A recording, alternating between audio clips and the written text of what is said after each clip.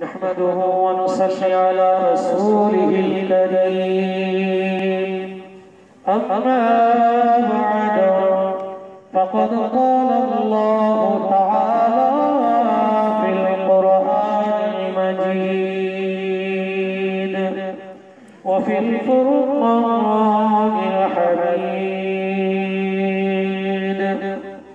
फ़अऊज़ु बिल्लाहि मिनश शैतानिर रजीम बिस्मिल्लाहिर रहमानिर रहीम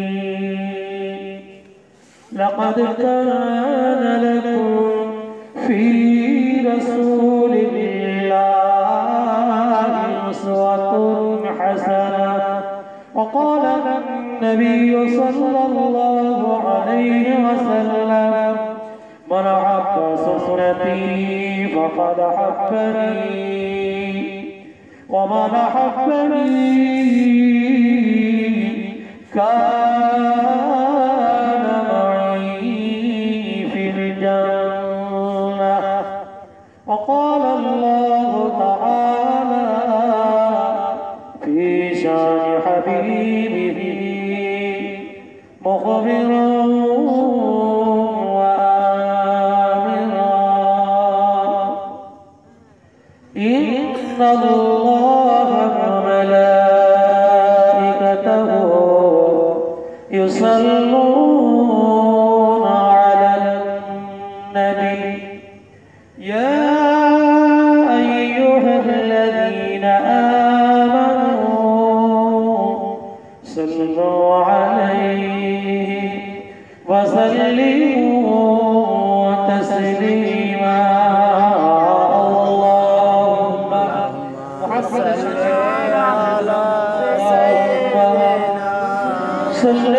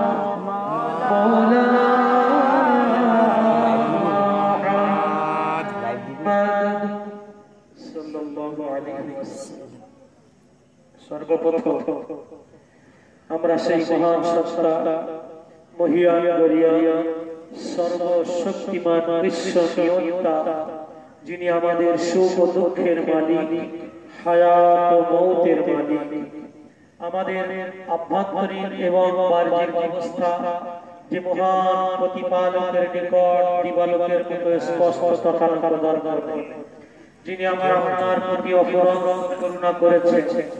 আমরা এই দুনিয়ার অত্যন্ত কর্মব্যস্ত মানুষ, আমাদের ব্যস্ততা এত বেশি যে মানুষ পৃথিবী ছেড়ে চলে যাচ্ছে তবুও তার ব্যস্ততা রয়ে যায়, তাই না?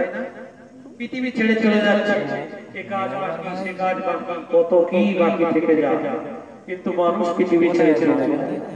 তো আমাদের এই কর্মব্যস্ততা থেকে আল্লাহ পাক এই মুহূর্তে ফারিগ করিয়ে নিয়ে এই মহত্বপূর্ণ নূরানী সিরাত নবীর জলসায় কিছুক্ষণের জন্য আমাকে আপনাকে মনোনীত করে আল্লাহ পাক বসার কিছু শোনার বলার তৌফিক দান করেছেন।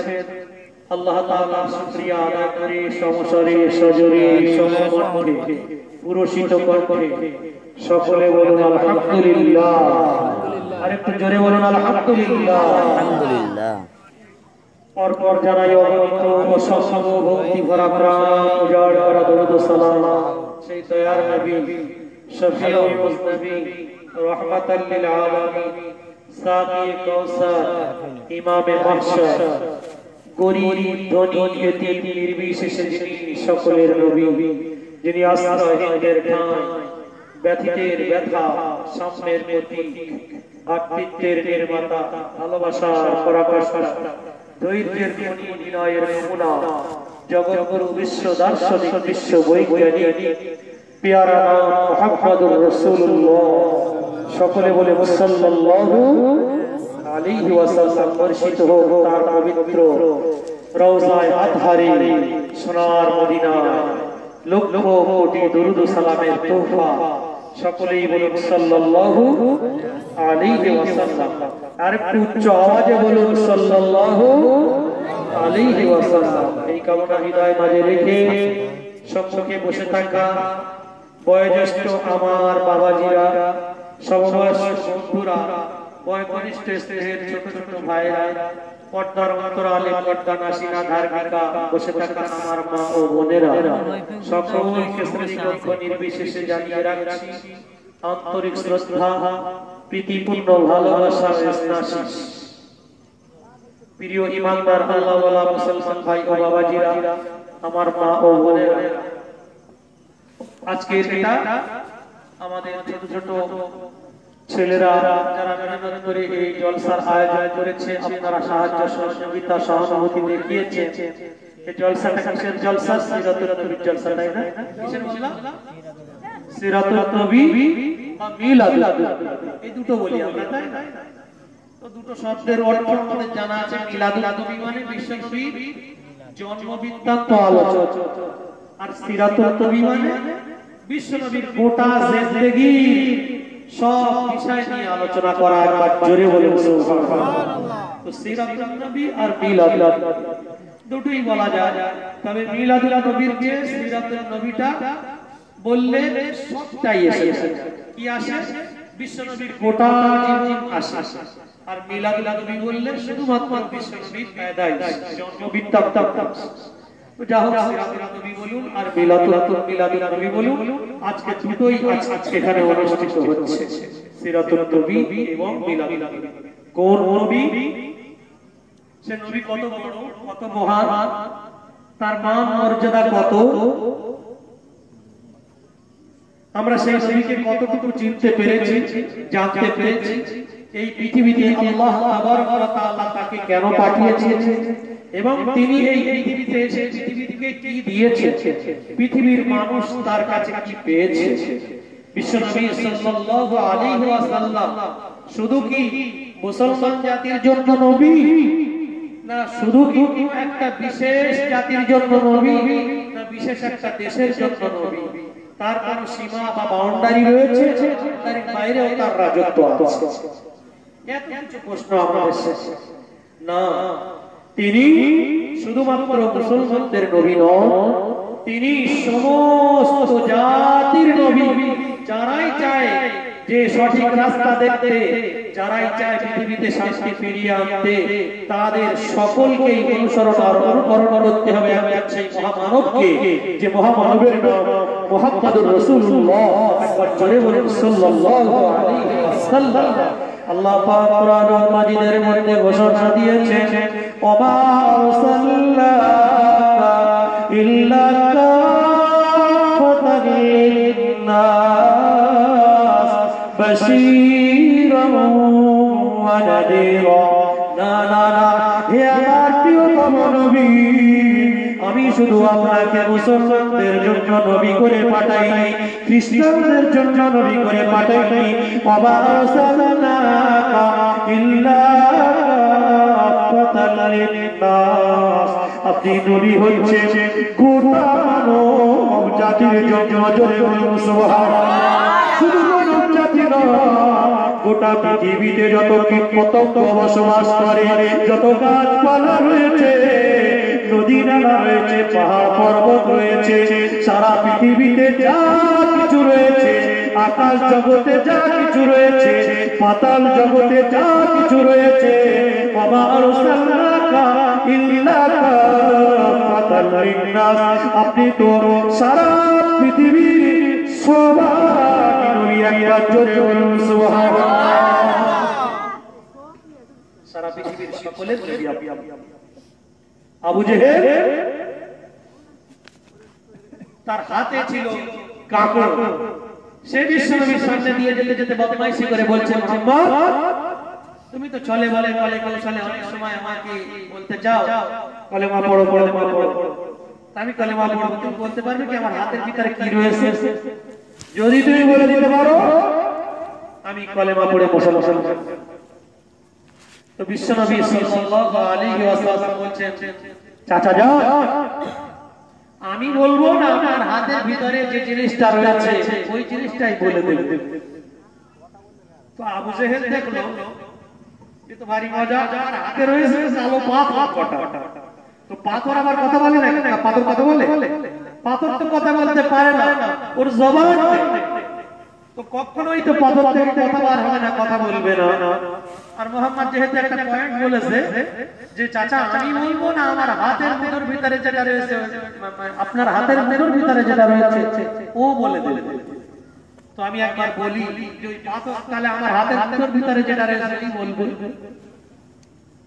সাথে সাথে হাদিস শরীফের মধ্যে এসেছে, আবু জেহেলের হাতের ভিতরে মুঠো করা যে কালো কয়েকটা পাথর ছিল, ওই পাথরের ভিতর থেকে আওয়াজ বার হয়, ওই পাথরের ভিতর থেকে আওয়াজ বার হয়, আশহাদু আল্লা ইলাহা ইল্লাল্লাহ ওয়া আশহাদু আন্না মুহাম্মাদার রাসূলুল্লাহ। জোরে বলুন সুবহানাল্লাহ। আবু জেহেল হাতের পাথরটা ফেলে দিয়ে বলতে থাকে, মুহাম্মদ মুহাম্মদ, পৃথিবীতে অনেক বড় বড় জাদুকর দেখেছি, তোমার বড় জাদুকর এই পৃথিবীর জমিনে আমি আর দ্বিতীয় দেখিনি বলে ওই পাথর ফেলে দিয়ে ওখান থেকে ছুটে পালিয়ে গেল।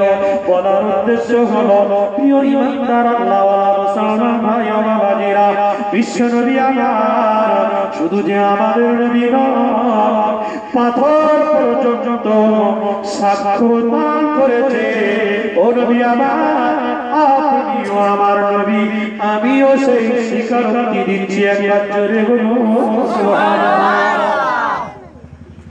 উট স্বীকারোক্তি দিয়েছিল, একটা উট রাস্তার ধারে বাঁধা রয়েছে, সেই উটটা এতই দুর্বল, বিশ্ব নবীকে দেখার পর মাথাটা ব্যাট করে দিয়েছে, বিশ্ব নবীর কদমতলে চুম্বন করেছে।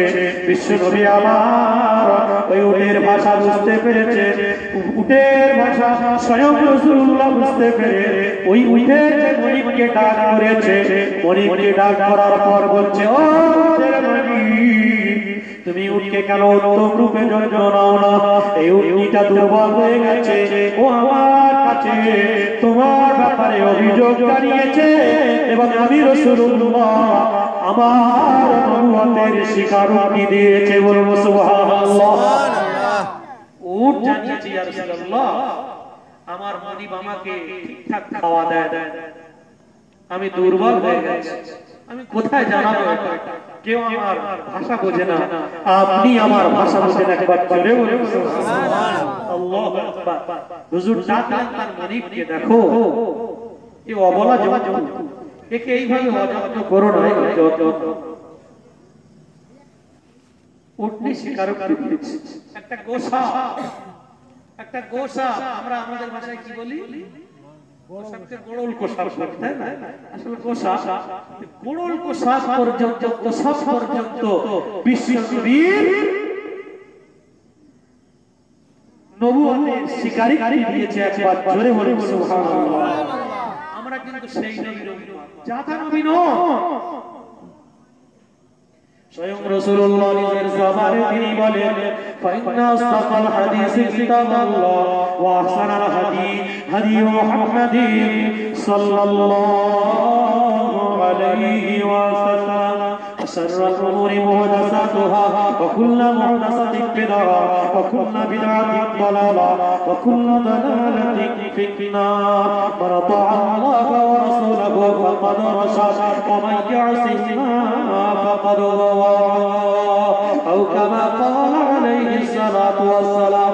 বিশ্বনবী আমার বলেছে, ও পৃথিবীর মানুষ, যদি পৃথিবীর বুকে সবচেয়ে কোনো সত্য কিতাব দেখতে চাও, যদি কোনো সত্য কিতাব পড়তে চাও, যদি কোনো সত্য কিতাবের সুশীতল ছায়াতলে সে জীবন যাপন করতে চাও, সারা পৃথিবীর বুকে একমাত্র এমন একটা কিতাব রয়েছে, এমন একটা বই রয়েছে যে বইয়ের উপরে, যে কিতাবের উপরে আর কোনো কিতাব হয় না।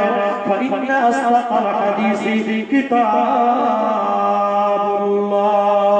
সেটা হচ্ছে আল্লাহর কিতাব কুরআন মাজিদ। জোরে বলুন সুবহানাল্লাহ। তোমরা যদি সত্যিকার রূপে মানুষ হতে চাও, সত্যিকার রূপে সফলকাম জীবন যাপন করতে চাও, আল্লাহর জান্নাতের হকদার যদি হতে চাও, আমি রাসূলুল্লাহ তোমাদেরকে বলে দিলাম, ওই কিতাবটাকে অনুসরণ অনুকরণ করবে, ওই কিতাবটা তোমরা পড়বে, এই কিতাবের সুশীতল ছায়াতলে তোমরা আসবে। সারা পৃথিবীর সব কিছুর মধ্যে ভেজাল ঢোকা সম্ভব, কিন্তু এমন একটা আল্লাহর কিতাব কুরআন মাজিদ, ভেজাল ঢোকা তো অনেক দূরের কথা। সারা পৃথিবীর মানুষ সব ক্ষমতা প্রয়োগ করে যদি সংযোজন বিয়োজন একটু কম করিয়ে দেওয়ার, বাড়িয়ে দেওয়ার মতো চিন্তা ভাবনা করে, শুধু একটু নয়, একটা নোংরা, যেটাকে আমরা একটা পুঁকি বা বিন্দু বলি, একটা ছোট্ট বিন্দু যদি সরলকারী থেকে কোথাও থেকে কেউ কমিয়ে দেয় বা বাড়িয়ে দেয়, সংযোজন বা বিয়োজন করে দেয়, সাথে সাথে সারা পৃথিবীতে আলোড়িত হয়ে যাবে, আলোড়ন সৃষ্টি হয়ে যাবে। মহান আল্লাহ তাবারক ওয়া তাআলা এই কুরআন মাজিদকে এমন ভাবে সংরক্ষণ করেছে, সারা পৃথিবীর মানুষ কেউ কেউ চেষ্টা চালিয়ে একটা অক্ষর কমিয়ে দেওয়া, বাড়িয়ে দেওয়া তো দূরের কথা, একটা অক্ষরের একটা বিন্দু পর্যন্ত কমিয়েও দিতে পারবে না, বাড়িয়েও দিতে পারবে না। যখনই কমা বাড়া করবে, সারা পৃথিবীর হাফেজে কোরআনেরা, কোটি কোটি হাফেজে কোরআন রয়েছে, সাথে সাথে তারা ভুল ধরে দেবে। সারা পৃথিবীতে এর জন্য একটা প্রতিবাদ চালু হয়ে যাবে। জোরে বলুন সুবহানাল্লাহ। আল্লাহ বলছেন, আমি কোরআন অবতীর্ণ করেছি আমার রাসূলুল্লাহ মুহাম্মদুর রাসূলুল্লাহ সাল্লাল্লাহু আলাইহি ওয়াসাল্লামের উপরে। আমি এই কোরআনকে পাঠিয়েছি, ইন্না নাহনু নাযালনা যিকরা ওয়া ইন্না লাহু লাহাফিজুন। কোরআন আমি নিজে আল্লাহ অবতীর্ণ করেছি এবং কিয়ামত অবধি এর সংরক্ষণের দায়িত্ব আমি আল্লাহ নিজে নিয়েছি। জোরে বলুন সুবহানাল্লাহ। সারা পৃথিবীতে কম বেশি 4000 ধর্ম রয়েছে, এই 4000 ধর্মের 4000-এর অধিক ধর্মগ্রন্থ রয়েছে। না না না, কোন ধর্মগ্রন্থের একজন হাফেজ আপনি খুঁজে পাবেন না, কণ্ঠস্থকারী খুঁজে পাবেন না। এটা আল্লাহর বড় শুকরিয়া। মহান আল্লাহ তাবারক ওয়া তাআলা আমাকে আপনাকে এমন মোহাম্মদ করেছেন, এমন একটা নবী, এমন একটা ধর্ম দিয়ে আমাদেরকে পাঠিয়েছেন, এমন একটা ধর্মের ধর্মগ্রন্থ দিয়ে মহান আল্লাহ পাক আমাকে আপনাকে ধর্ম করেছেন যে এই ধর্মের ধর্মগ্রন্থে এক নয় দুই নয় বর্তমান বিশ্বে 3.5 কোটির অধিক হাফেজে কোরআন রয়েছে।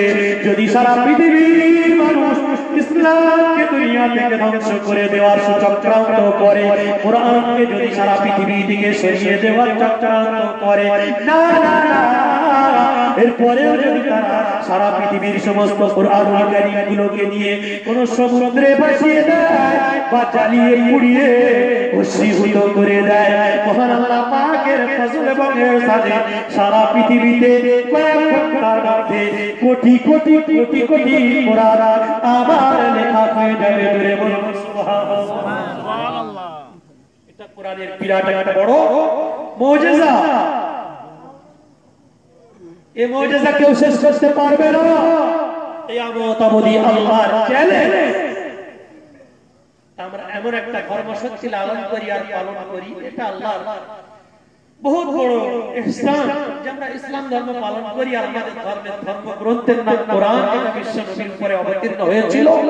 এমন নির্ভুল 1500 বছর পূর্বেও নির্ভুল, আজও নির্ভুল, কিয়ামত অবধি নির্ভুল থাকবে যে কোরআন প্রত্যেকটা লেখক কোন কিতাব লিখে বই লিখে আর শুরুতেই ভূমিকা পেশ করে বলে আমার এই বই লিখতে গিয়ে যদি পাঠক সমাজের কেউ তাদের চোখে কোনো ভুল ধরে ফেলেন, ভুল দেখতে পান, তাহলে আমাকে জানাবেন, আমি পুনর্বার সংস্করণে সংশোধন করে নেব, বা আমি তাদের কাছে যদি কেউ কোনো ক্রমে ভুল দেখতে পান আমাকে ক্ষমার চোখে দেখবেন।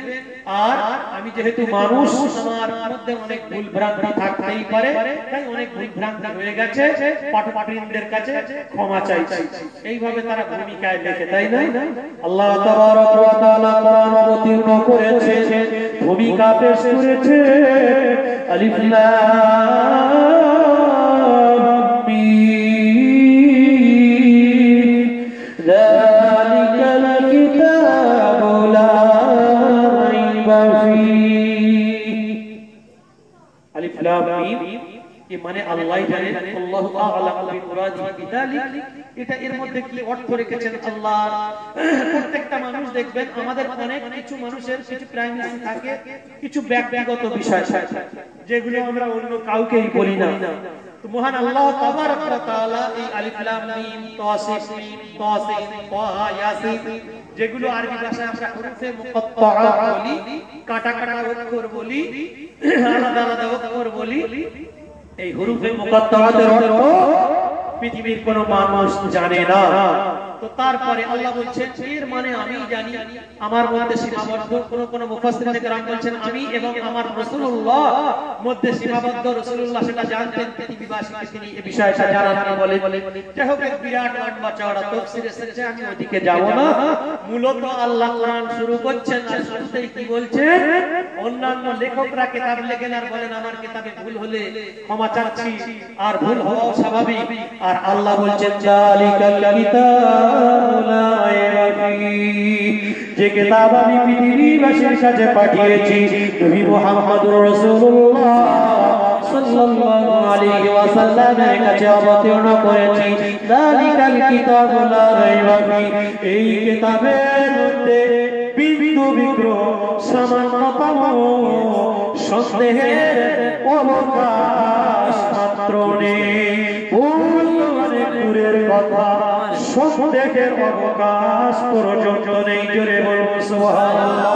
পৃথিবীর বহু মহামনীষী এসেছিলেন, বহু বড় বড় পণ্ডিত এসেছিলেন, যারা কোরআনুল কারীমের আয়াতটা যখনই পড়েছেন, চিন্তা ভাবনা করেছেন, গবেষণা করেছেন আর ভেবেছেন আমরা বড় বড় কিতাব লিখি, আমরা মেডিকেল সায়েন্সের এত বড় বড় কাজ করেছি, ডাক্তারি বিজ্ঞান আমরা শিখেছি, পৃথিবীর বড় বড় অনেক কিতাব পুস্তক আমরা পড়ে নিয়েছি।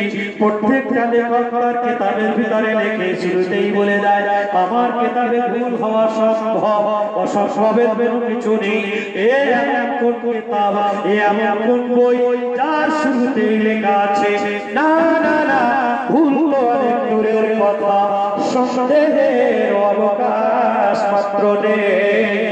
আমরা দেখবো কোরআনের ভুল ধরতে আমরা চেষ্টা করব কোথায় কোরআনের মধ্যে সন্দেহ রয়েছে সেই জায়গাগুলো আমরা দেখতে চেষ্টা করব সেগুলোকে আমরা মার্কিং করব পৃথিবীর ইতিহাস এমন করে যখন মানুষ কোরআনকে যখন তারা নিজেরাই শিখেছে ইচ্ছা ছিল তাদের কোরআনের ভুল তারা ধরে দেবে না না না যখনই তারা কোরআনের ভুল ধরার জন্য কোরআনকে শিখেছে এবং কোরআন পড়তে আরম্ভ করে দিয়েছে ভুল ধরতে গিয়ে কোরআনের এমন একটা ছাত্র হয়ে গেছে গোটা জীবনের জন্য ইসলামে তারা ধর্ম হয়ে গেছে এবং সুবহানাল্লাহ না না না আজ তারা কোরআনের বিরোধিতা করে না কোরআনের সপক্ষে তারা কাজ করছে গোটা ইংল্যান্ড আমেরিকা এবং সারা পৃথিবীতে আজ সেই সব যারা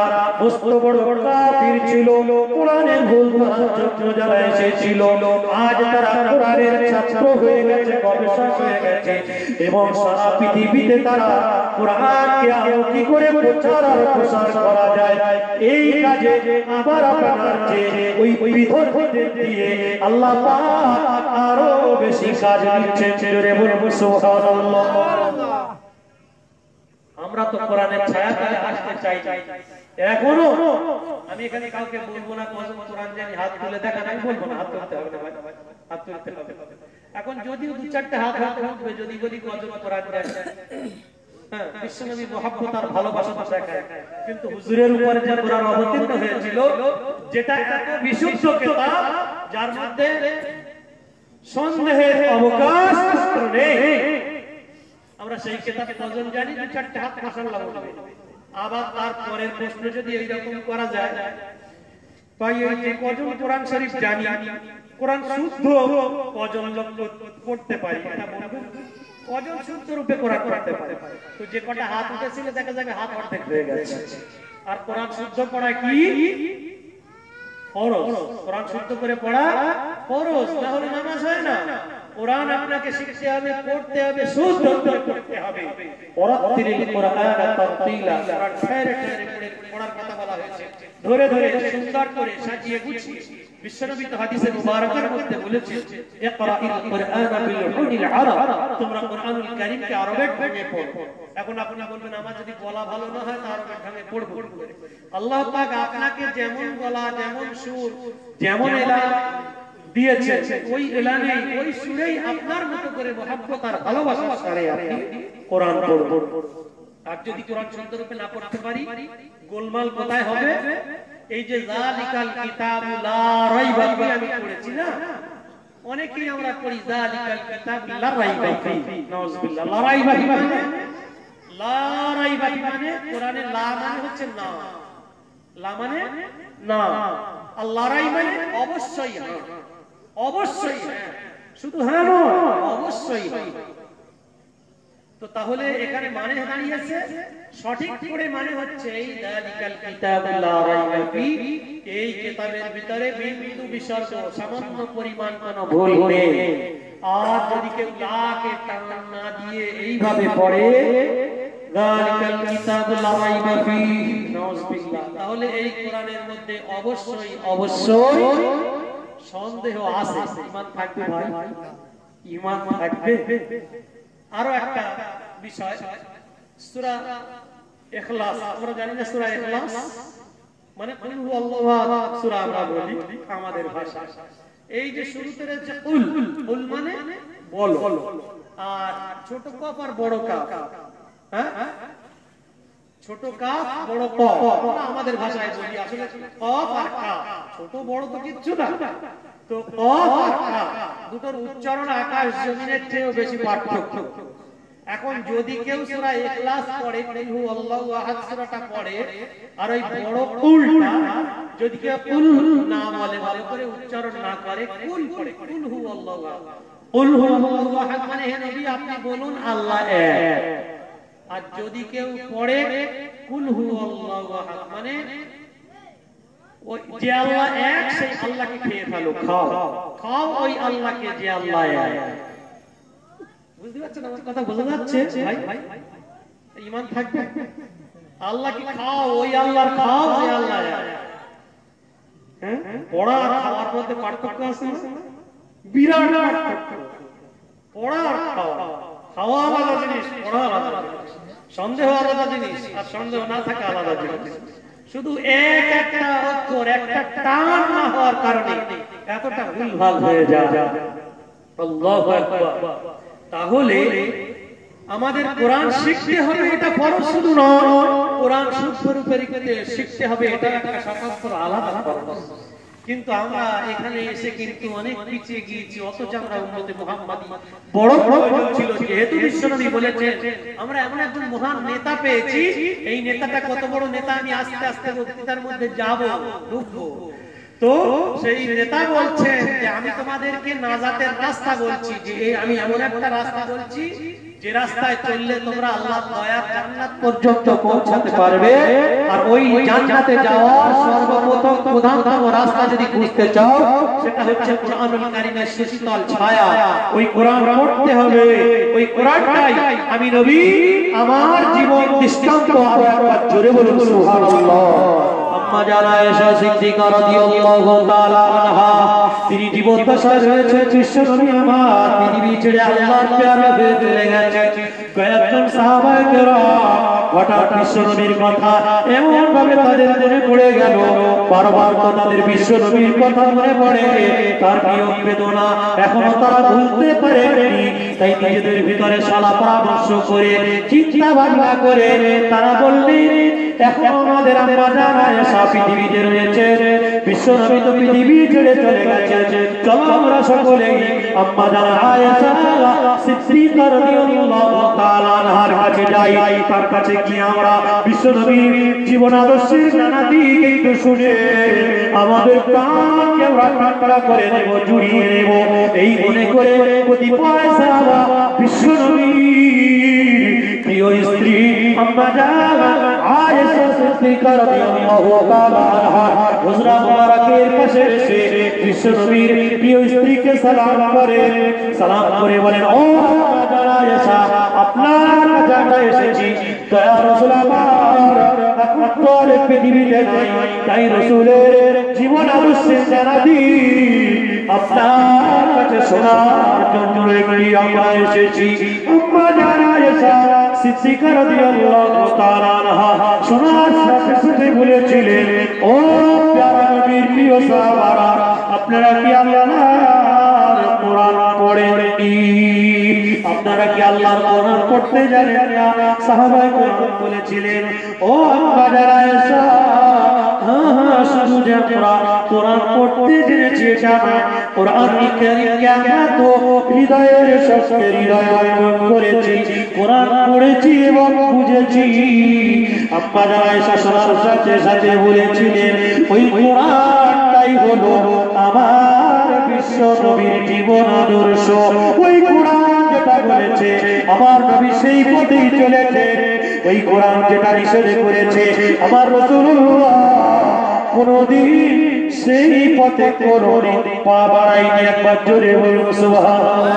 তাই যদি তোমরা কোরআন পড়ে না কোরআনের হুকুম মোতাবেক জীবন যাপন করতে পারো, ওটাই হলো আমার নবীর জ্বলন্ত এবং জীবন্ত আদর্শ।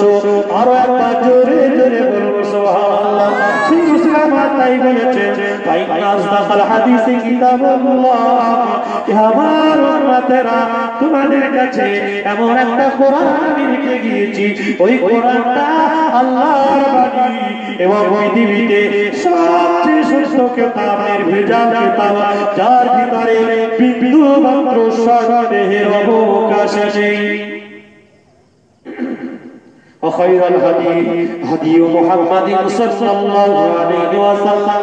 হে আমার প্রিয় উম্মতেরা এবং প্রত্যেকটা পৃথিবীর মানুষ, তারা চায় আমরা কারো না কারো অনুকরণ অনুসরণ করব। সন্তান যদি দেখে আমার আব্বা বড় বড় মানুষ, ওই সন্তানটা বড় হয়ে আব্বার অনুকরণ অনুসরণ করতে ভালোবাসে, চেষ্টা করে। কোনো একটা ছাত্র যদি আদর্শ শিক্ষকের কাছে পড়াশোনা করে, ওই ছাত্রটার চিন্তা চেতনার ভিতরে তার ওস্তাদের চিন্তা চেতনা মিলে যায়।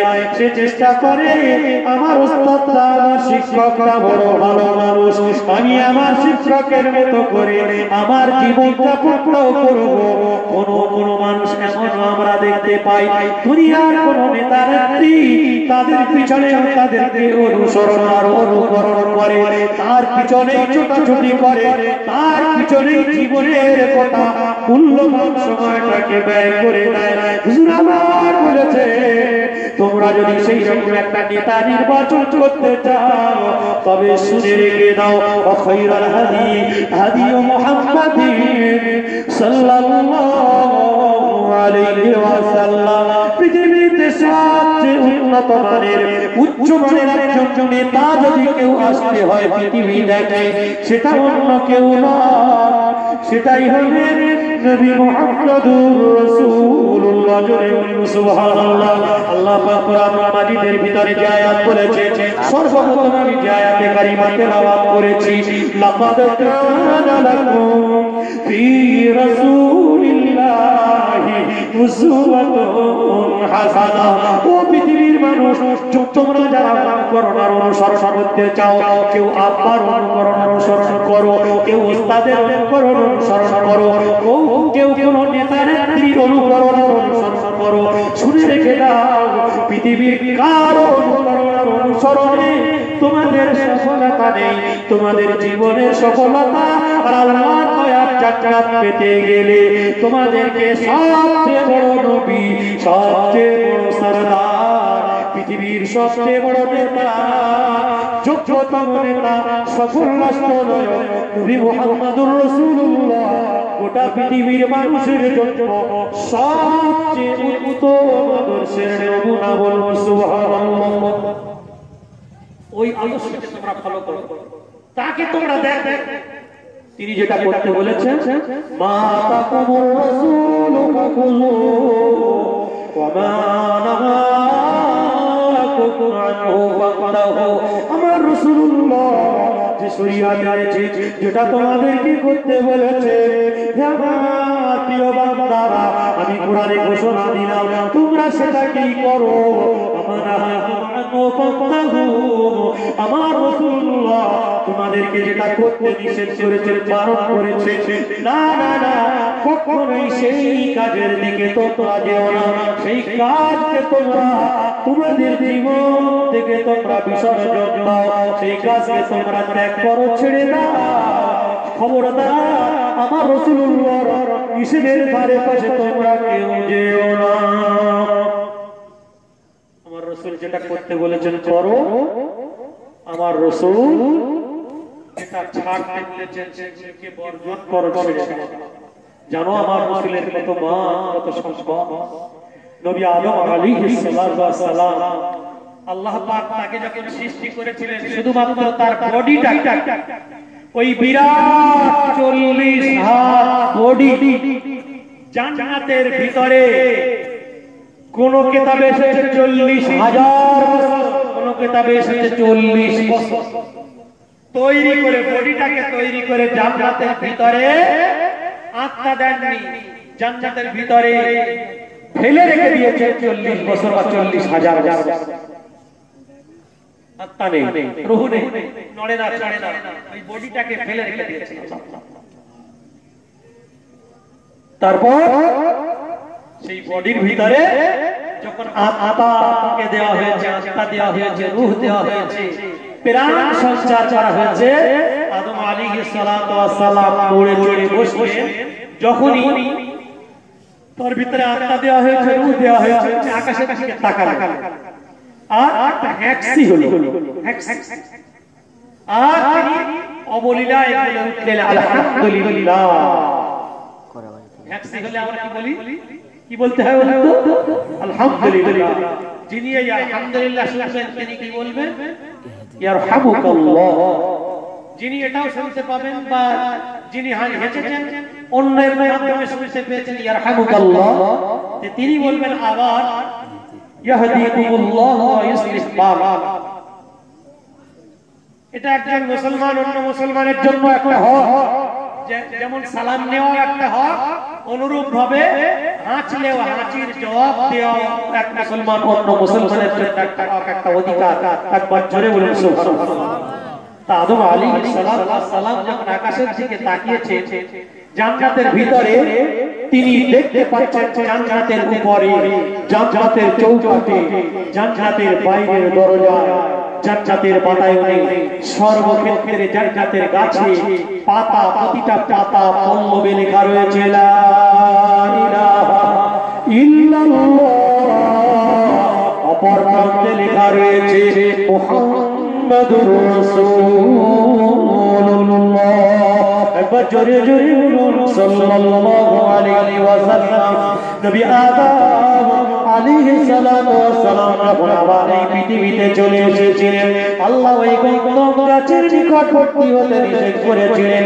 শয়তান বিভিন্ন ভাবে প্ররোচনা দিয়ে, ফুল বুঝিয়ে ওই গন্ধম গাছের ফল ভক্ষণ করিয়ে দিয়েছিল। আর যখন আদম এবং হাওয়াকে আবার দুনিয়ার ভিতরে পাঠিয়ে দেওয়া হয়েছিল, মা হাওয়াকে এক জায়গায় এবং বাবা আদমকে আরো একটা জায়গায়, যখন দুজনকে দু জায়গায় রেখে দেওয়া হলো, এদিকে স্ত্রী বিয়োগের একটা বেদনা, ওদিকে আল্লাহ নারাজ হয়ে যাওয়ার একটা বেদনা। হযরত নবী আদম আলাইহিস সালাতু ওয়াস সালাম দীর্ঘ 300 বছর নিজের জীবনের এই ভুলের জন্য কান্নাকাটি করেছে, আল্লাহর কাছে ক্ষমা প্রার্থনা করেছে। ইতিহাস আমরা জানি, একদিন ঠিক এমন একটা মুহূর্ত ছিল, মুহররমুল হারাম মাসের 10 তারিখে জাবালে রাহমাতের পদদেশে যখন তিনি ছিলেন, হঠাৎ তার মনে পড়ে গেল, আমি যখন জান্নাতে ছিলাম, জান্নাতের চৌকাঠের দিকে যখন তাকিয়েছিলাম, সেখানে লেখা দেখেছিলাম লা ইলাহা ইল্লাল্লাহ মুহাম্মাদুর রাসূলুল্লাহ।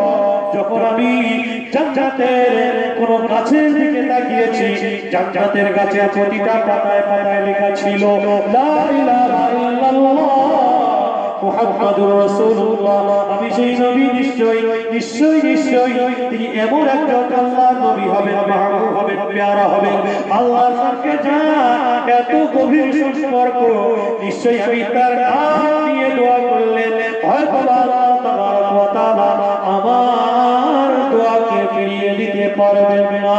নবী আদম আলাইহিস সালাতু ওয়াস সালাম ওই জাবালে রহমতের পদদেশে আরাফাতের ময়দানে যখন দুটো হাত উঠিয়ে আল্লাহর দরবারে বলেছেন, সুবহানাল্লাহ, আপনার আরশে মুআল্লায় আমি দেখতে পেয়েছিলাম লেখা রয়েছে লা ইলাহা ইল্লাল্লাহ, আবার তার পাশে লেখা রয়েছে মুহাম্মাদুর রাসূলুল্লাহ।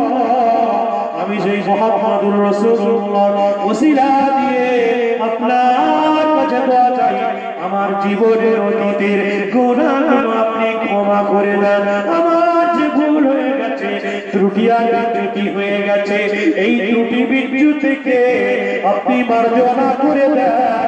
ইতিহাস সাক্ষ্য দেয়, হাদিস শরীফের মধ্যে এসেছে, নবী আদম আলাইহিস সালাতু ওয়াস সালাম যখন আল্লাহ দরবারে হাত উঠিয়ে আমার নবীর নাম নিয়েছিলেন, আল্লাহ বলেন, বলে আদম আদম, এমন এক আমার মাহবুবার পেয়ারা নাম তুমি নিয়েছো, আমি তোমার ভুলকে ক্ষমা না করে থাকতে পারি না। ও আদম আদম, আমি তোমার জীবনের অতীতের ভুলকে ক্ষমা করে দিলাম এবং তোমার হারানো জান্নাতকে আবার তোমার জন্য ফিরিয়ে দিলাম। জোরে বলবো সুবহানাল্লাহ। এ হচ্ছে নবী মুহাম্মদুর রাসূলুল্লাহ সাল্লাল্লাহু আলাইহি ওয়াসাল্লাম। আল্লাহর কাছে যার মান শান এত বিশাল যে আল্লাহর পরেই তার মান এবং শান। তিনি নবী ইব্রাহিমকে জাতির মানে আদি পিতা যেমন আদম আলাইহিস সালাম, তো আদি পিতা হিসেবে হযরত নবী ইব্রাহিমকেও সেই নবী ইব্রাহিমকে আল্লাহ পাক খলিলুল্লাহ বলেছেন, যে আমার দোস্ত, আমার বন্ধু। কিন্তু খলিলুল্লাহর অর্থ হচ্ছে যে খলিলুল্লাহ মানে হচ্ছে যিনি আল্লাহকে রাজি করার জন্য নিজের সর্বস্বকে বিলীন করে দেন। বুঝতে পারছেন আমার কথা? যিনি আল্লাহকে খুশি করার জন্য সর্বস্বকে বিলীন করে দেন তাকে বলা হয় খলিলুল্লাহ, আল্লাহর বন্ধু, আল্লাহর দোস্ত। নবী ইব্রাহিম কি করেছেন? জীবনে অনেক পরীক্ষা তার সামনে এসেছিল।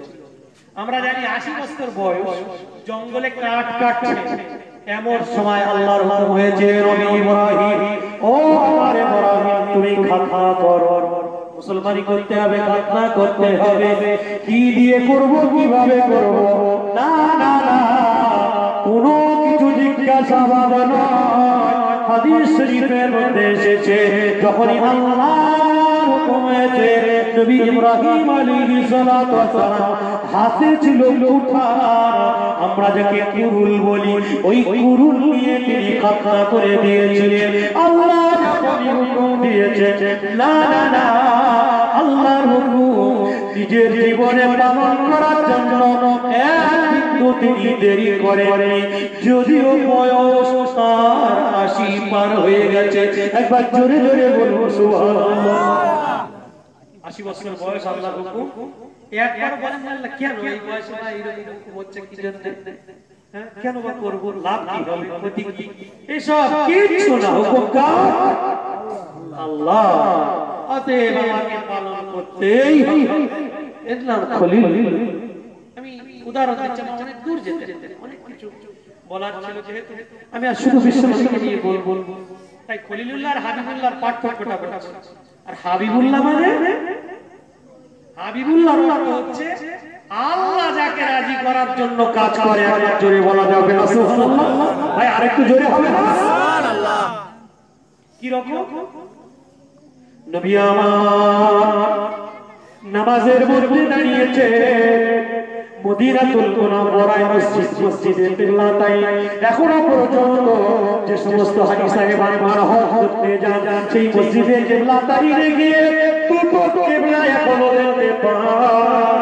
আমরা জানি দীর্ঘতম 1.5 বছর, কম বেশি 17 মাস ওই বাইতুল মুকাদ্দাসের দিকে ফিরে বিশ্বনবী আমার নামাজ আদায় করেছেন। ওটাই ছিল গোটা মুসলিম উম্মার জন্য, কি বলে, সারা পৃথিবীর মানুষ ওই প্যালেস্টাইনের মসজিদ বাইতুল মুকাদ্দাসের দিকে ফিরে নামাজ আদায় করতে। নবী আমার একদিন বারবার করে তার মনের মধ্যে তাই জাগে, যাহারে না বাইতুল মুকাদ্দাস নয়, আমি যে মক্কা নগরীকে এত বেশি ভালোবাসতাম, যে মক্কা নগরীতে এমন একটা ঘর রয়েছে, ইন্না আওয়ালা বাইতুল লিল্লাহ লাল্লাযী বিবাক্কাতা মুবারাকান ওয়া হুদাল লিল আলামিন। নিশ্চয়ই পৃথিবীর সর্বপ্রথম ঘর হচ্ছে ওই বাইতুল্লাহ, কাবা। বাইতুল্লাহ হচ্ছে পৃথিবীর সর্বপ্রথম ঘর। যে কাবা বাইতুল্লাহকে আমি প্রদক্ষিণ করতাম চারপাশে, আমি ওখানেই নামাজ আদায় করতাম। আরে ওই প্যালেস্টাইনের মসজিদ বাইতুল মুকাদ্দাসটা আমাদের জন্য কিবলা না হয়ে যদি ওই কাবা বাইতুল্লাহকে আল্লাহ পাক কিবলা করে দিতেন, কতই না ভালো হতো, কতই না ভালো হতো।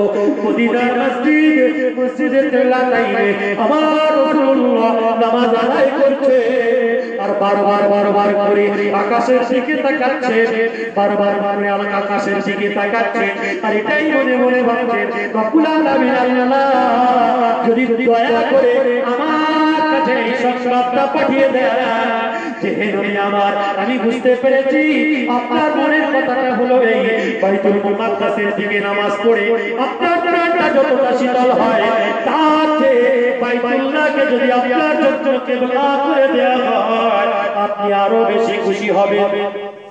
জিবরিল আলাইহিস সালামকে আল্লাহ পাঠিয়ে দিলেন, হে আমার জিবরাইল, আমার রাসূলুল্লাহ তার মনের ভিতরে এই চেতনা জেগেছে, তিনি মনে প্রাণে চান ওই বাইতুল্লাহটা যদি তার জন্য কিবলা হয়ে যেত, ওই কাবার মসজিদটা তার জন্য যদি কিবলা হয়ে যেত, আমার ওই প্রিয় ঘটনা যদি গোটা মুসলমানের জন্য কিবলা হিসাবে মনোনীত হতো, আমার রাসূলুল্লাহ খুশি হইতেন। আয়াত অবতীর্ণ হলো মদনারা তাকুলুবা ওয়াজহুকা কাসলামা ফালানুওয়াল্লিয়াকা কিবলাতান তারদাহা ফাওয়াল্লি ওয়াজহাকা শাতরাল মাসজিদিল হারাম ওয়া হাইসু মা কুনতুম ফাওয়াল্লু ওয়াজহাকুম শাতরা।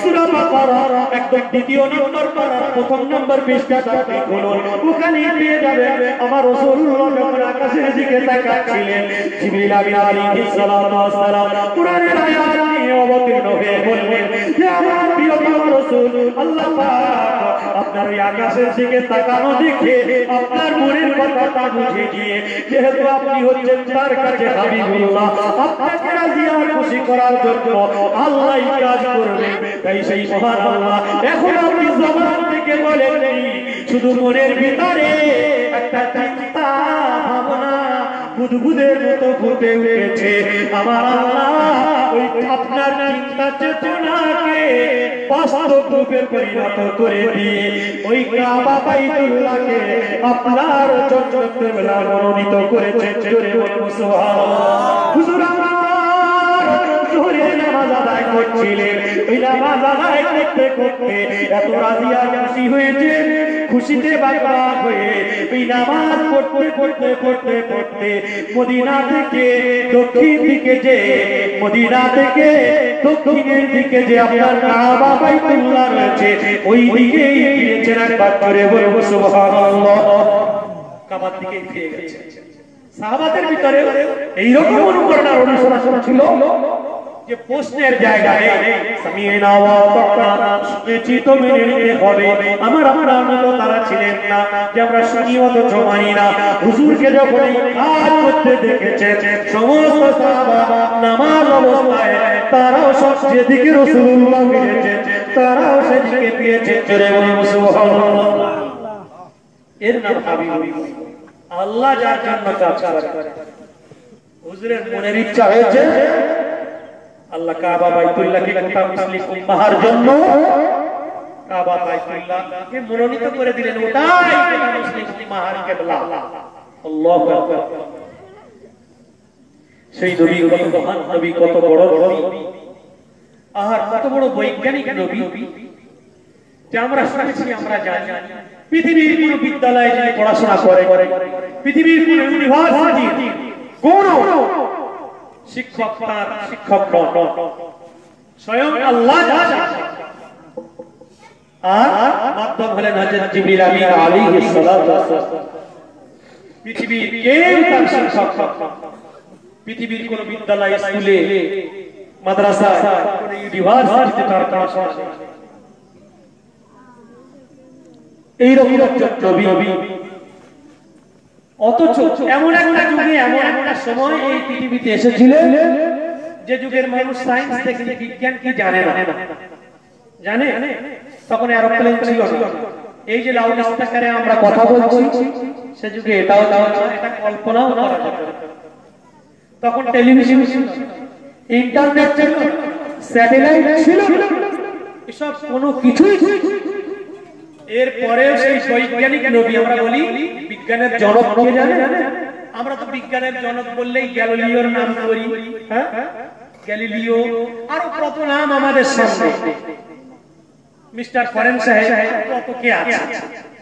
কিন্তু বিজ্ঞানের জনক আমার আপনার নবী, জগৎগুরু বিশ্বনবী মুহাম্মদুর রাসূলুল্লাহ। জোরে বলুন সুবহানাল্লাহ। তিনি হচ্ছেন বিজ্ঞানের আসল পিতা, যার কাছ থেকে বিজ্ঞানীরা বিজ্ঞান পেয়েছে, যার কাছ থেকে ভিক্ষা করে আজকে সারা পৃথিবীতে যে রোগটা দাবিয়ে বেড়াচ্ছে ভাইরাস, আর আমরা যে কত কমজোর আল্লাহ সেটাও কোরআনে বলেছেন, অকলি কালি ইনসান দাঈফা, ও পৃথিবীর মানুষ আমি তোমাদেরকে বড় কমজোর করে তৈরি করেছি, তোমরা বড় দুর্বল। কিছু পয়সা পাওয়ার কারণে কেউ নিজেদেরকে বিরাট মনে করো, কেউ একটা বড় ঘর তৈরি করার কারণে মনে করো আমার একটা বিশাল বাড়ি রয়েছে, কেউ একটা দামি গাড়ি চলার কারণে নিজেদেরকে বিশাল মনে করো, কেউ একটা বড় ব্যবসা পেয়ে গেলে মনে করো আমার বিরাট ব্যাপার হয়ে গেছে, সামান্য একটা নেতার কেউ হয়ে গেলে তার সালাম নেওয়া বড় দুষ্কর হয়ে যায়, তার ছায়া ডিঙানো বড় শক্ত ব্যাপার হয়ে যায়। ও পৃথিবীর মানুষ, আমরা গোটা ধরাকে সরা জ্ঞান করি, আমরা মনে করি আমার চেয়ে বড় মুস্তান আর কে রয়েছে। আল্লাহ বলছেন ও দুনিয়ার মানুষ, আমি মানুষকে তৈরি করেছি বড় কমজোর আর দুর্বল করে, এদের মতো বড় বড় দুর্বল পৃথিবীতে আর কেউ নেই। যদি দুর্বল না হতা আপনি বলবেন কোথায় আমরা দুর্বল, কিসে আমরা দুর্বল?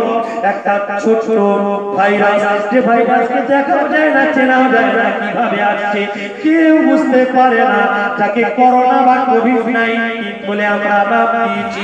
এই করোনা ভাইরাস এমন করে সারা পৃথিবী চষে বেড়ালো, চীন দেশের উহান শহর থেকে যে ভাইরাসটা এসেছে সারা পৃথিবীর মানুষ যাতে আক্রান্ত হচ্ছে, না না না, পৃথিবীর কোনো মানুষের কোনো বড় বড় ডাক্তারের বিজ্ঞানের ক্ষমতা হয় না এই রোগের মোকাবেলা তারা করে দেবে।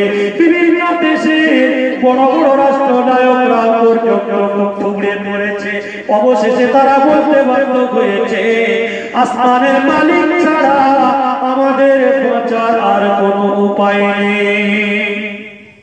আকাশের মালিকই আমাদের বাঁচাতে পারে,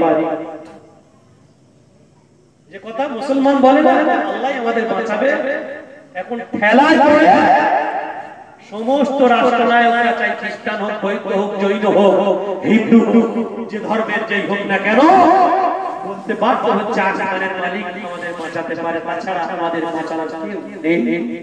ওরা বুঝতে পেরেছে যে আমরা বড় দুর্বল, যতই শক্তিশালী বলে আমরা চেল্লামিল্লি করি না কেন। আর যারাই বলছিল, যারাই একদিন বলেছিল মেয়েরা, আমাদের ঘরে মেয়েরা পর্দা করে ফরজ আইন হিসাবে, যারা বলেছিল এটা পূর্বেকার সেকেলে আমল, পর্দা যে কতটা সেফটি সার্বিক দিক দিয়ে আর প্রমাণিত হয়েছে। আল্লাহ বলছেন তোরা পর্দা করবি না, তোদের ছেলেদের মুখেও পর্দা করবে, ইচ্ছা তোদের পর্দা করার ইচ্ছা নেই, এরপরে রাস্তা পুলিশ ভেঙে পর্দা হচ্ছে না ভাই। হ্যাঁ, আমাদের ইচ্ছা নেই যে মুখে কাপড় বাঁধবো, কিন্তু গাবতলায় জানা গেলে বাজার করতে গেলে কদিন এইরকম খবর হয়ে গেছে যে ওখানেও লাঠির ভয়, পিটিয়ে পর্দা করিয়ে দিয়ে ছেলেদের পর্দা করতে গেছে। বলেন আল্লাহ পারে না? মুখ থুবড়ে পড়তে হবে সেই আল্লাহর কাছে একদিন আমাকে আপনাকে। আল্লাহ বলছেন এতো সামান্য একটা রোগ, কি তাও দেখা যায় না, কিচ্ছু না, গোটা পৃথিবীতে এমন ভাবে ছড়িয়ে দিয়েছি পাগল হয়ে গেছে। কি করবো, কোথায়? হ্যাঁ, মেয়েরা একটি ঢেকে বেড়ায়, এখন দেখা যাচ্ছে পুরুষরাও পর্যন্ত ওদের সেই পুরুষ না যারা স্লোগান দিত মুসলমানরা নারীদেরকে চৌহাদ্দের মধ্যে আটকে রেখেছে, পর্দা করে দিয়ে কিরকম একটা বিশ্রী অবস্থা, তাদের মাথা পা সব এই যে পিপিপি যে পোশাক পরা করিয়ে দিয়েছে ওদেরকে, হাওয়া পর্যন্ত ঢোকে না, কি মুসিবত বলুন। হ্যাঁ, আল্লাহ বলছে তোরা চালাকি করিস, আমি যে কত বড় চালাক, হ্যাঁ আমি যে কত বড় চালাক, কত বড় প্রকৌশলী, আমার যে কত কৌশল রয়েছে, তোরা কেউ যদি আমি আল্লাহ আমার সঙ্গে অত চালাকি করিস, আমি যে হুকুম করেছি সেগুলো মান যদি বাঁচতে, দুনিয়াও বেঁচে যাবি, আখিরাতেও বেঁচে যাবি। আর আমার সাথে চালাকি করলে দুনিয়া করবি, করোনা হবে, আরে গোসল পর্যন্ত দেওয়া হবে না, দিতে দেওয়া হবে না, আত্মীয় স্বজন কেউ চোখ দেখা হবে। বাংলাদেশের একটা সেদিন কষ্ট হচ্ছিল, চোখ দিয়ে পানি এসে গেল, একটা বাচ্চা মারা গেছে, মাত্র 14 মাস বয়স, আক্রান্ত। মা তাকে ছুঁবে যে আমার সন্তানকে একবার আমি ছুঁয়ে দেখব, তাহলে আমার মনকে আমি সান্ত্বনা দিতে পারবো, আমার কোলে দিতে হবে, আমি একবার ছুঁবো, এতটুকু সুযোগ আমাকে দেওয়া হবে। গোটা শরীর তাকে পোশাক দিয়ে ঢেকে দেওয়া হচ্ছে, হাতে কভার, এই মুখে কভার, এরপরে বলছে আমার হাতে তো কভার লাগানোই আছে। আমি আমার প্রিয় সন্তানকে একবার ছুঁতে পারলে আমার মনকে আমি সান্ত্বনা দিতে পারবো, আমি কাঁদবো না। এইভাবে আক্ষেপ করছে। নিকটে নিয়ে যাওয়া হলো, তো ছুঁতে তাকে দেওয়া হলো না, ছুঁইও না, ছুঁইও না। ভয় ভয়, কি আতঙ্ক হলো হলো। বলছে যা হয় আমি একটু ছুঁবো, জোর করবো। তার সন্তানকে ওই প্রিয় মাকে ছুঁতে দেওয়া হলো না। এই কদিন 2 সপ্তাহ আগে পত্রিকার সংবাদ, যারা আন্তর্জাতিক পর্যায়ে একটু সংবাদ রাখে, একটু পড়ে দেখে আল্লাহ, গোসল পর্যন্ত দেওয়া হচ্ছে, কাফন পরানোর মতো পরিস্থিতি হচ্ছে না। শরীর উপর দিয়ে যে কোনো ভাবে কাপড়িয়ে আর দূর থেকে পানি ছিটিয়ে দিয়ে যে কোনো ভাবে কিভাবে যাতায়াত করছে। আল্লাহ কি বেইজ্জতি, কি বেইজ্জতি।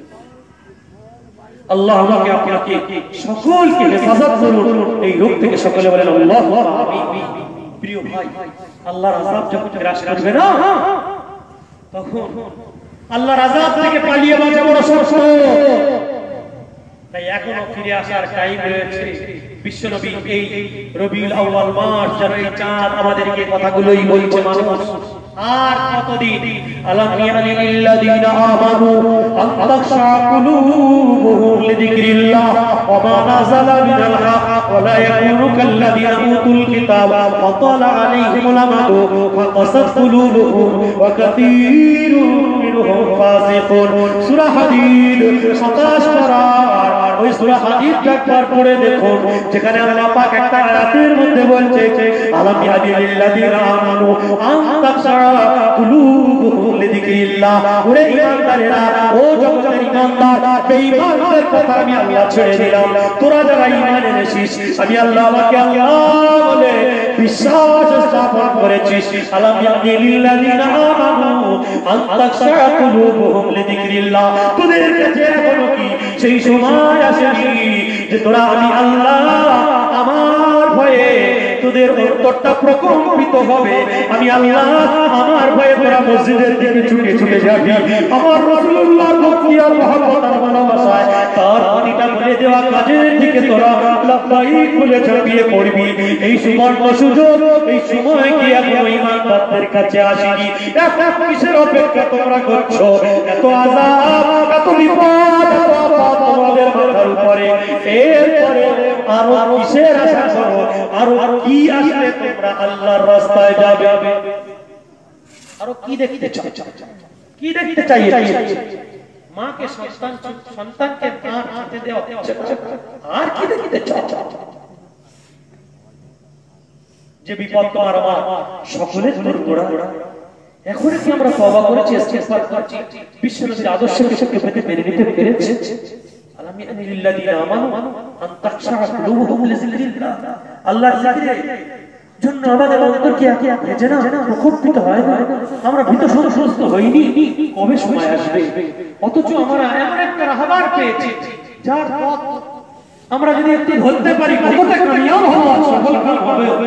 যে তিনি আজকের ডাক্তাররা আমাদের শেখাচ্ছে ভাত খাওয়ার আগে তো হাত ধুতেই হবে, আর দিন রাত করে আমাদের ছেলে পিলেদের শেখাতে বলছে যে বারবার করে যেন আমরা হাত পা ধুই, মুখ ধুই বলছে না, শুধু হাত ধোয়ার কথা বলছে।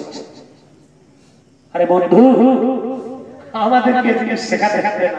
আমাদের মহান রাসূল, বৈজ্ঞানিক রাসূল ১৫০০ বছর পূর্বে হাত ধোয়ার, মুখ ধোয়ার ফজিলত দেখিয়ে দিয়ে গিয়েছে, হাতে কলমে শিখিয়ে দিয়ে গেছে। একবার জোরে বলা যাবে না সুবহানাল্লাহ? আরেকটু জোরে হবে না সুবহানাল্লাহ? আমরা এমন একটা ধর্ম লালন করি আর পালন করি, পৃথিবীর কোন জাতির কাছে আমাদের কোনো কিছু ভিক্ষা করতে হবে না, কোনো আদর্শ ভিক্ষা করতে হবে না। সব আদর্শের জল জলনা বিশ্বনবী হাতে কলমে আমাকে আপনাকে শিখিয়ে গেছে। আরো একবার জোরে বলুন সুবহানাল্লাহ। শিখিয়ে ওদের হাত ধোয়া শেখাচ্ছে। আমাদের রাসূলুল্লাহ বলেছেন, যখন আমার উম্মতরা তারা ভাত খাবে, ভাত খাওয়ার আগে, খানা খাওয়ার আগে, কিছু খাওয়ার আগে দুটো হাত এই কবজি, একটা হাত ধোয়ার নয়, দুটো হাত, ডান হাতে ১৫০০ বছর পূর্বে বিশ্বনবী শিখিয়েছেন দুটো হাত কবজি পর্যন্ত ভালো করে করে। বাম হাতে খাই নিয়ে পরে উঠে শিখিয়েছে, ও বাম হাত খাও না তাকিয়েছে, তাও ওই উত্তম রূপে তোমরা দুই হাত কবজি পর্যন্ত ধো। বিজ্ঞানের সাথে কতটা সামঞ্জস্য ভেবে দেখেছেন? হ্যাঁ, বিজ্ঞানের জনক কি আজকের এই গ্যালিলিও না আমার রাসূল? একবার বল, আমার রাসূলুল্লাহ তো বিজ্ঞানের পিতা। আর একবার জোরে বলে সুবহানাল্লাহ। হাত ধোয়া শিখিয়েছে, মুখ ধোয়া শিখিয়েছে। আরে অঙ্গ প্রত্যঙ্গ যে আমরা এই ঘাড় মাসাজ করি, বিজ্ঞান বলছে, সায়েন্স বলছে, এই ঘাড়ে আমাদের যে শিরা থাকে, একটা শিরা ধপধপ করে, ওই শিরার রক্ত চলন ক্ষমতা যদি রহিত হয়ে যায় তখন মানুষের কি হয়? স্ট্রোক হয়ে যায়, আর অনেক কিছু হয়, ব্রেনের মস্তিষ্ক বিকৃতি হয়ে যায়, আর অনেক কিছু ঘটে, মানুষের চলন ক্ষমতা রহিত হয়ে যায়, আর অনেক কিছু হয়। কিন্তু দিবারাত্রে আমরা যে 5 বার ওযু করে এই মাসাহটাও রেখে দিয়েছেন, মাসা করি আমরা, এই ঘাড় মুছে নেই, এই শিরগুলো শিরাগুলো সতেজ থাকে। একবার জোরে বলুন সুবহানাল্লাহ। দেখেছেন কি ফজিলত? আমাদের ওই বেদিনদের কাছ থেকে শিখতে হাত ধোয়া মুখ ধোয়া, আমরা তার অনেক আগে শিখেছি। ওরা আজকের মাথা ঢেকছে, আর আমার রাসূলুল্লাহ মাথা ঢেকতে বলেছেন, টুপি দিতে বলেছেন, পাগড়ি পরতে বলেছেন। এটা বিশ্বনবীর সুন্নাত না? একবার জোরে বলা যাবে না সুবহানাল্লাহ? সুন্নাত। কিন্তু মজার কথা কি জানেন? আমরা বলি আমরা আমাদের ঈমানকে মেপে নেওয়া যায়।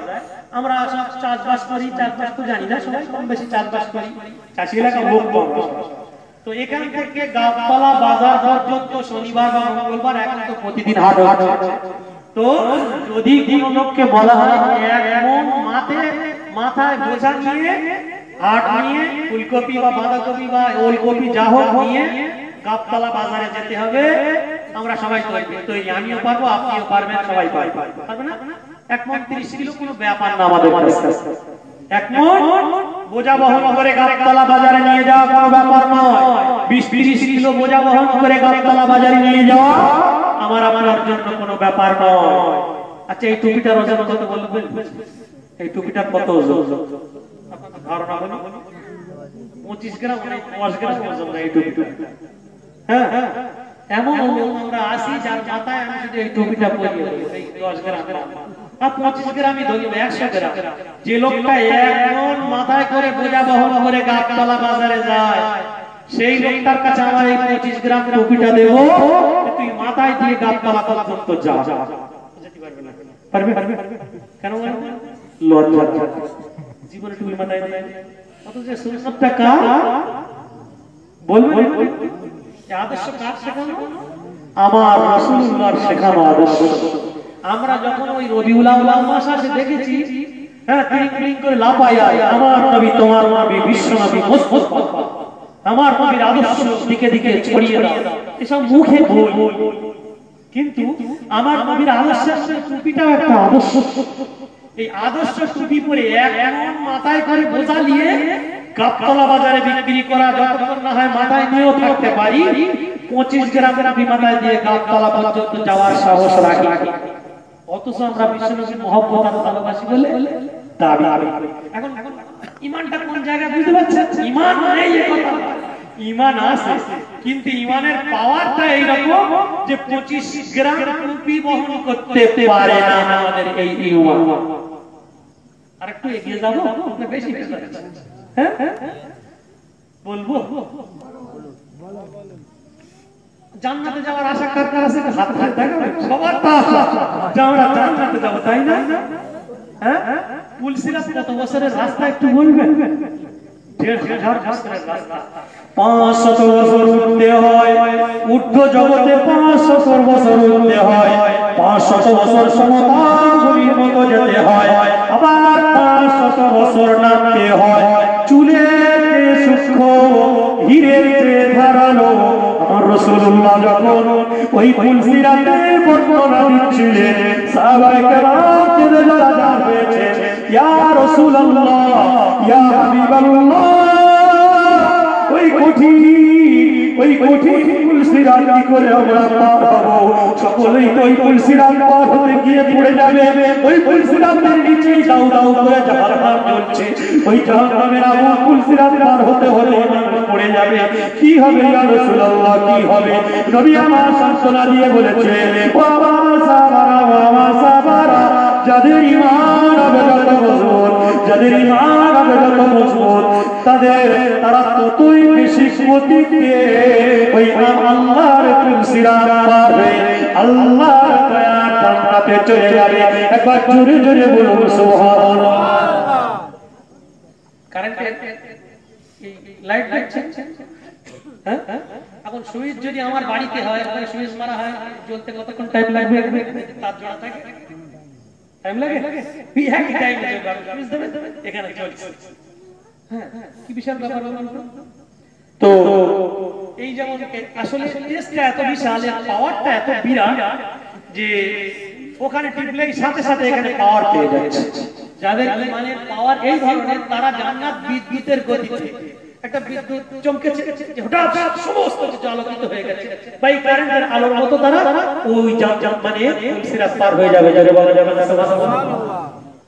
আবার কারো কারো গতি রিকশার মতো, রিকশা এখান থেকে গাবতলা পর্যন্ত যদি আমার বাইকে আমি যাই, কত মিনিট টাইম লাগবে?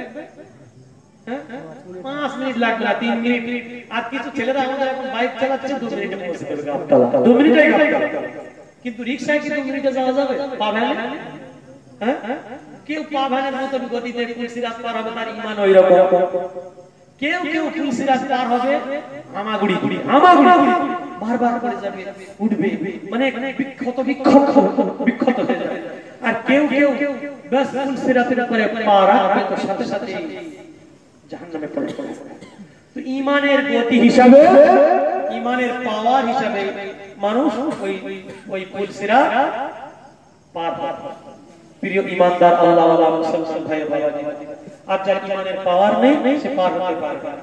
তো আমার আপনার যে ঈমান, তো মনে করে ওই কুলসিরাত পার হয়ে তো আল্লাহর দয়ার জান্নাত, সেখানে যেতে হবে।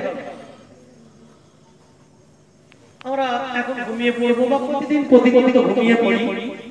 ফজরের আযান যখন হয় আমাদের মুসলমান ঘরের ছেলে সব আমরা জানতে পারি, অথচ মুয়াজ্জিন আযান দিয়ে বলে আসসালাতু খায়রুম মিনান নাওম। ঘুমের চেয়ে নামাজ উত্তম। মুয়াজ্জিন তো আসলে মুয়াজ্জিনের কথা বলে না, আল্লাহর কথাটা মানুষের মন করে পৌঁছে যাওয়ার জন্য মসজিদ থেকে আযানকে বলে আসসালাতু খায়রুম মিনান নাওম। ঘুমের চেয়ে নামাজ উত্তম। আর আমরা সেই সময় যদিও মুয়াজ্জিনের আযানের আওয়াজ আমাদের কর্ণকুহরে পৌঁছায়, আমাদের কানে পৌঁছে যায়, আমরা যদি ডান দিক ফিরে শুয়ে থাকি, বাম দিকে ফিরে আমরা আরো গভীর বিদ্যায় নিমগ্ন হয়ে যাই, আরো গভীর ভাবে ঘুমিয়ে পড়ি। আমরা আসলে আল্লাহর সঙ্গে চ্যালেঞ্জ দিয়ে এই কথাটাই মূলত বলতে চাই যে না না, আন্নাহু খায়রুম মিনাস সালাহ। না মুয়াজ্জিন, তুমি বড় ভুল কথা বলেছো। আমার ঘুমটার চেয়ে তোমার ওই নামাজ উত্তম হতে পারে না। আমি যে এত আনন্দের এত গভীর ঘুমে ঘুমাচ্ছি, আমার ঘুমটাই সবচেয়ে শ্রেষ্ঠ, সবচেয়ে বড়। যারা ঘুমায় আসলে কিন্তু তারা এটাই বলতে চায়, এটা আল্লাহর সঙ্গে আমরা চ্যালেঞ্জ করি। একজন লেখক তিনি লিখছেন, বড় লজ্জা পাওয়ার জন্য যে মোরগ তোমার আগে উঠে বান দেয়, আসলে ওরা তো বান দেয় না, ওরা আল্লাহকে ডাকে তাদের নিজস্ব ভাষায়, ইসাববিহু লিল্লাহি মা ফিস সামাওয়াতি ওয়া মা ফিল আরদিল মালিকুল কুদ্দুসিল আজিজুল হাকীম। জমিন এবং আকাশ জগতে আল্লাহর যত সৃষ্টি রয়েছে, জড় পদার্থ, যত রকমের পদার্থ রয়েছে, সবাই গাছপালা, জঙ্গলের লতা পাতা, সবাই আল্লাহর জিকির করে। আমরা তাদের ইলমিন শাইইল্লাহ ইসাববিহু বিহামদিহি ওয়ালাকিন লা তাফকাহুনা তাসবিহাহু।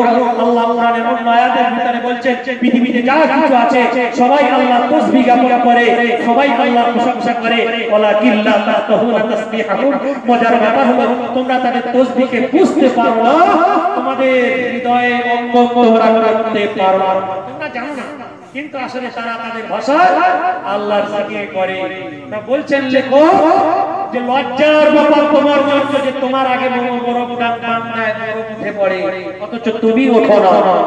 বান্দা তুমি আল্লাহ, পৃথিবীর শ্রেষ্ঠতম আল্লাহর নিয়ামত খেয়ে তুমি বড় হয়েছো, এখনো আল্লাহর জমিনে বসবাস করছো, ওঠা বসা করছো, আর আল্লাহর লক্ষাধিক নিয়ামত রাজি তুমি ভোগ করছো। কতটা নিয়ামত ভোগ করছো? আল্লাহ বলছে এত নিয়ামত রাজি আমি তোমাদের দিয়েছি, যে ভোগ করছো আমার নিয়ামতগুলো তোমরা গুনে গুনে শেষ করতে পারবে না। আর একবার জোরে বলুন সুবহানাল্লাহ। এত নিয়ামত খাওয়ার পরেও, সৃষ্টি শ্রেষ্ঠ হওয়ার পরেও তোমার আগে মরক উঠে যাবে, এত লজ্জার ব্যাপার। তুমি মসজিদে যেতে পারো না। তাই প্রিয় বন্ধু আমার, ভাইরা আমার, দোস্তরা আমার, যে নামাজ, যে ঘুম ভেঙে আমাকে মসজিদ পর্যন্ত নিয়ে যেতে পারে না, এই ঈমান, যে ঈমান আমাকে ভোরবেলা ঘুম ভাঙিয়ে আল্লাহর মসজিদ পর্যন্ত নিয়ে যেতে পারে না, বা বাড়িতে ফজরের নামাজ পড়াতে পারে না, ওই ঈমান আপনাকে পুলসিরাত পার করিয়ে আল্লাহর দয়ার জান্নাতে নিয়ে যাবে। আপনি আশা করে বসে আছেন? আমার কথা ক্লিয়ার হয়েছে? বুঝতে পেরেছেন? যে ঈমানদারদের যে ঈমান ভোরবেলা ঘুম ভাঙিয়ে মসজিদ পর্যন্ত নিয়ে যেতে পারে না, ঈমানদার এখন কিসের আশা করে বসে আছে যে ওই ঈমান আমাকে ওই বিশাল পুল সিরাত পার করে আল্লাহর দয়ার জান্নাতে নিয়ে যাবে? কি করে আমরা আশা করি বলে? শুধু তো নবীর উম্মত বলে চেল্লামিল্লি করলে হবে না। প্রকৃত অর্থে নবীর উম্মত তারা যাদের পরিচয় পরিচিতি আল্লাহ কোরআনে দিয়েছেন, মুহাম্মাদুর রাসূলুল্লাহ ওয়াল্লাযীনা মাআহু আশিদ্দাউ আলাল কুফার রুহামাউ বাইনাহুম তারাহুম রুকআন সুজদা ইয়াবতাগুনা ফাদলান মিনাল্লাহি ওয়া রিদওয়ানা سيماهم في وجوههم من أثر السجود ذلك مثلهم في التوراة ومثلهم في الإنجيل সূরা মুহাম্মাদের ভিতরে 33 পারায় সূরা মুহাম্মাদের শেষতম রুকুতে আল্লাহ তাবারক ওয়া তাআলা যতটুকু কণ্ঠে শুনিয়ে সূরা ফাতিহার শেষ রুকুতে, সূরা ফাতিহা সূরা মুহাম্মদ নয়, সূরা ফাতিহার শেষ নম্বর রুকুতে আল্লাহ তাবারক ওয়া তাআলা যতটুকু কণ্ঠে শুনিয়েছে মুহাম্মাদুর রাসূলুল্লাহ, মুহাম্মদ হলেন আল্লাহর প্রিয়তম রাসূল। ওয়াল্লাযীনা মাআহু আশিদ্দাউ আলাল কুফার, এবং তার সহচর যারা হবে, তার ভক্ত অনুরক্ত যারা হবে, আশিদ্দাউ আলাল কুফার, কাফেরদের বিরুদ্ধে তারা পরাভস্ত হবে, জীবনে তারা বাতিলের কাছে মাথা নত করবে না। যারা নবী মুহাম্মদুর রাসূলুল্লাহ প্রকৃত উম্মত বলে দাবিদার হবে, কখনোই জীবনে তারা কোনো বাতিলের সামনে মাথা নত করবে না। যত ভয় তাদের দেখানো হোক না কেন, তাদের ঈমান বেড়ে যাবে, তারা কখনোই বাতিলের সামনে মাথা নত করবে না। এটা নবী মুহাম্মদুর রাসূলুল্লাহ উম্মতের নিদর্শন। রুহামাউ বাইনাহুম, দ্বিতীয় নম্বর একটা নিদর্শন হলো স্বয়ং আল্লাহ পাক বলে আমার নবী মুহাম্মদুর রাসূলুল্লাহর সহচর যারা হবে, ভক্তবৃন্দ যারা হবে, উম্মাত যারা হবে, রুহামাউ বাইনাহুম, একে অপরের সঙ্গে মহব্বত আর ভালোবাসা দিয়ে সুন্দর একটা সমাজ গড়ে তুলবে। বলুন সুবহানাল্লাহ। তারা একে অপরের সঙ্গে ভালোবাসা বিনিময় করবে, একে অপরকে ভাই ভাইয়ের সঙ্গে মিলিয়ে দেবে, ভাই ভাইয়ের সঙ্গে মিলিয়ে মিশে তারা বসবাস করবে, একে অন্যের জন্য অন্তরে জায়গা রাখবে, একে অন্যকে ভুল ভ্রান্তির জন্য একে অন্যের কাছে ক্ষমা চেয়ে নেবে। এইভাবে রহমাউ বাইনাহুম, তাদের নিজেদের ভিতরে রহম আর ভালোবাসা দিয়ে একটা সুন্দর সুস্থ সমাজ গড়ে তুলবে। তারাই হচ্ছে নবী মুহাম্মদুর রাসূলুল্লাহর উম্মত। একবার জোরে বলা যাবে না সুবহানাল্লাহ?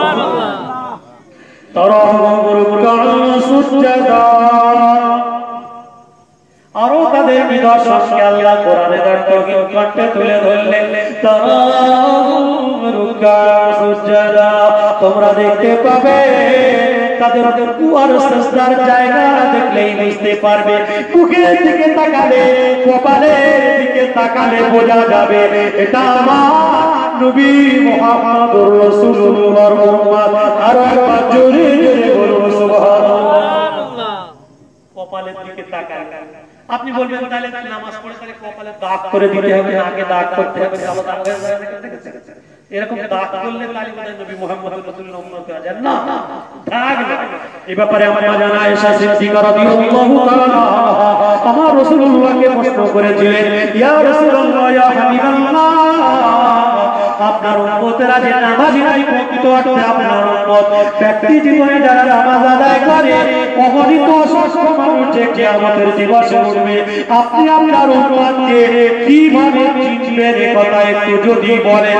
আমার রাসূলুল্লাহ বলেছিলেন, ও আয়েশা, বহু বহু ঘোড়া একটা ময়দানে রাখা রয়েছে, ওই বহু ঘোড়ার মধ্যে থেকে লক্ষ লক্ষ ঘোড়ার মধ্যে থেকে কোন ঘোড়ার মাথার অংশ যদি সাদা থাকে, অনেকগুলো ঘোড়ার মধ্যে থেকে এমন একটা ঘোড়া যদি এমন থাকে যার মাথায় লাল নেই বরং সাদা ঘোড়া কাটা দাগ দেওয়া রয়েছে, ওই লক্ষ লক্ষ ঘোড়ার মধ্যে থেকে ওই একটা ঘোড়াকে কি বাছাই করতে ছাঁটাই করতে কারো দেরি হয়?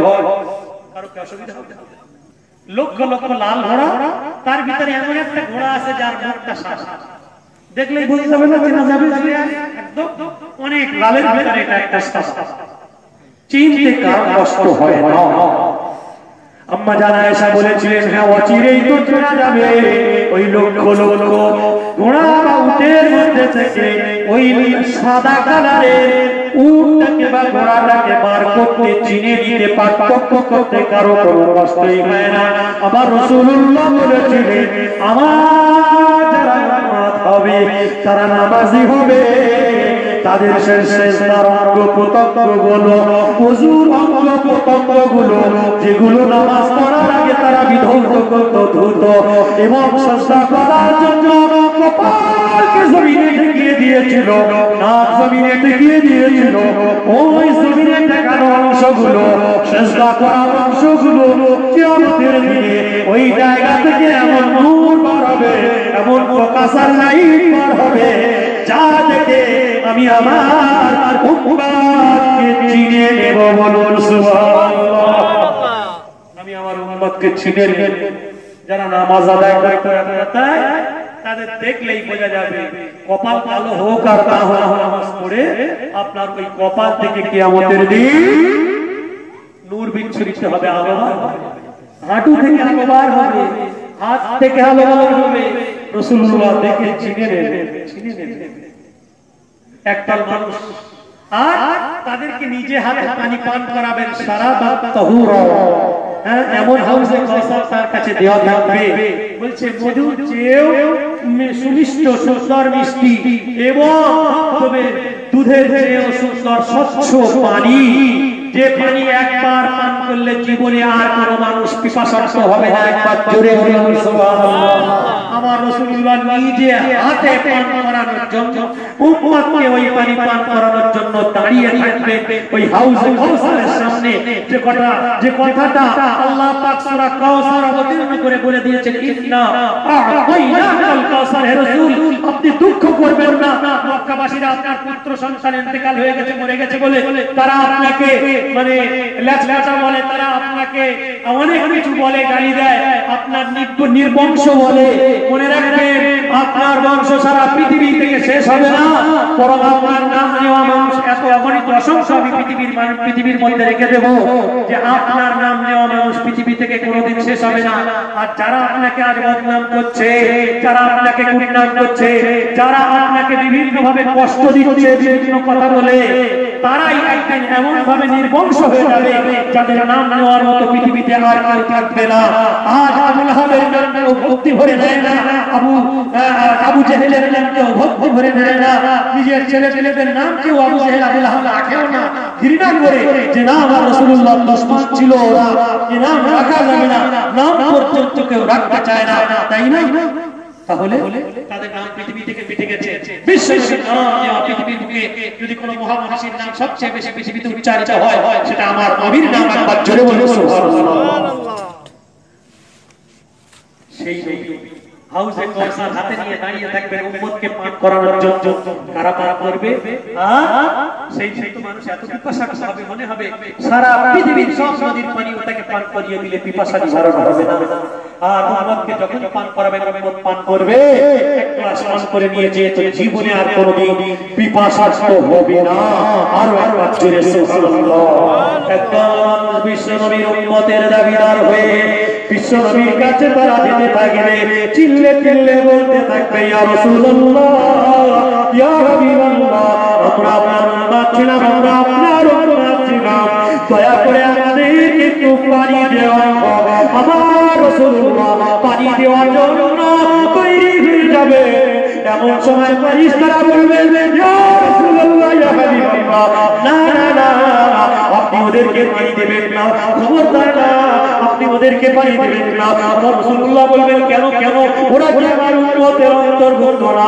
তখন বলা হবে ইয়া রাসূলুল্লাহ, ইয়া হাবিবাল্লাহ, না না না, ওরা এমন একটা সময় পৃথিবীতে এসেছিল, আপনি যে দিনকে পৃথিবীর মুখে ওদের পর্যন্ত তুলে দেওয়ার জন্য, যে কোরআনকে, যে হাদিসকে, যে আপনার আদর্শকে ওদের পর্যন্ত পৌঁছে দেওয়ার জন্য তায়েফের ময়দানে আপনি রক্তাক্ত হয়েছিলেন, আপনার কদম মোবারকে রক্ত জমার মত হয়ে গিয়েছিল, আপনি বারবার করে তায়েফের জমিনে বেহুশ হয়ে পড়ে গিয়েছিলেন। ইয়া রাসূলুল্লাহ, ইয়া হাবিবাল্লাহ, ওই উহুদের ময়দানে আপনার দান্দান মোবারক ভেঙেছে, আপনার দান্দান মোবারক শহীদ হয়েছে, আপনার দুই স্কন্ধে কাঁধে আপনার আঘাত হয়েছে। ইয়া রাসূলুল্লাহ, আপনার মাথায় আঘাত হয়েছিল, আপনি ওই উহুদের ময়দানে বেহুশ হয়ে পড়ে গিয়েছিলেন। ইয়া রাসূলুল্লাহ, হে আল্লাহর রাসূল, আপনি চাইলে গোটা পৃথিবী সব সোনা করে দেওয়া হতো, এরপরেও আপনি যে উম্মতের জন্য পেটে পাথর ফেলেছিলেন, তিন দিন পর্যন্ত আপনার খাওয়া হয়নি, পেটে অন্ন পর্যন্ত জোগায়নি। ইয়া রাসূলুল্লাহ, ইয়া হাবিবাল্লাহ, যে উম্মতের জন্য আপনি এত কিছু করেছেন, এরপরে আপনার উম্মতেরা ওই দুনিয়ায় যাওয়ার পর আপনাকে এমন ভাবে বেমালুম ভুলে দিয়েছিল, আপনার কাজ করা তো অনেক দূরের কথা, আপনি যেগুলো নিষেধ করেছিলেন ওই নিষেধ বিষয়ের প্রতি তারা আসক্ত ছিল, ওই নিষেধ বিষয়গুলো তারা বেশি বেশি করে করত। ইয়া রাসূলুল্লাহ, ইয়া হাবিবাল্লাহ, আপনার সোনার বিষয়টি তাদের কাছে পৌঁছানোর পরে তারা ইচ্ছা মতো জীবন যাপন করত। আপনি যে কমপ্লিট দ্বীন ইসলাম তাদের কাছে পৌঁছে দিয়েছিলেন, আপনি যে জামানের রহমতের পাদদেশে আল্লাহর পক্ষ থেকে আয়াত প্রাপ্ত হয়েছিলেন, আল-ইয়াওমা আকমালতু লাকুম দীনাকুম ওয়া আতমামতু আলাইকুম নি'মাতি ওয়া রাদিতু লাকুমুল ইসলাম দীনা, যেদিন আল্লাহ আপনার উদ্দেশ্যে বলেছিলেন হে নবী আমার, আজকে দ্বীন ইসলামকে আমি আল্লাহ পরিপূর্ণ করে দিয়েছি, সমস্ত নিয়ামত রাজিকে পরিপূর্ণ করে দিয়েছি, এবং রাদিতু লাকুমুল ইসলাম দীনা, ওই ইসলাম ধর্মের প্রতি স্বয়ং আমি আল্লাহ রাজি আর খুশি হয়ে গেছি। ইয়া রাসূলুল্লাহ, ইয়া হাবিবাল্লাহ, আপনার সেই সোনালী দ্বীনকে তারা পাওয়ার পরেও নিজেরা ইচ্ছা মতো দ্বীনের ভিতরে নতুন নতুন জিনিস আবিষ্কার করেছিল। হে হাবিব আমার, হে রাসূল আমার, তাই আজকের দিনে ওরা আপনার উম্মতের দাবিদার হবে, প্রকৃত অর্থে ওরা আপনার উম্মত নয়, যদিও লেবাসে পোশাকে মনে হচ্ছে উম্মতে মুহাম্মাদি, কিন্তু ওদের অভ্যন্তরীণ অবস্থা, ওদের ভিতরের অবস্থা বড় খারাপ।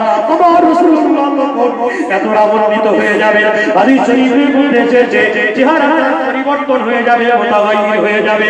তিনি বলবেন সুবহান লিমান গায়্যারা মিন বাদি, দূর হয়ে যা, দূর হয়ে যা, এ আমার উম্মতের দাবিদার, তোরা দূর হয়ে যা, মিথ্যা দাবি আর করিস না।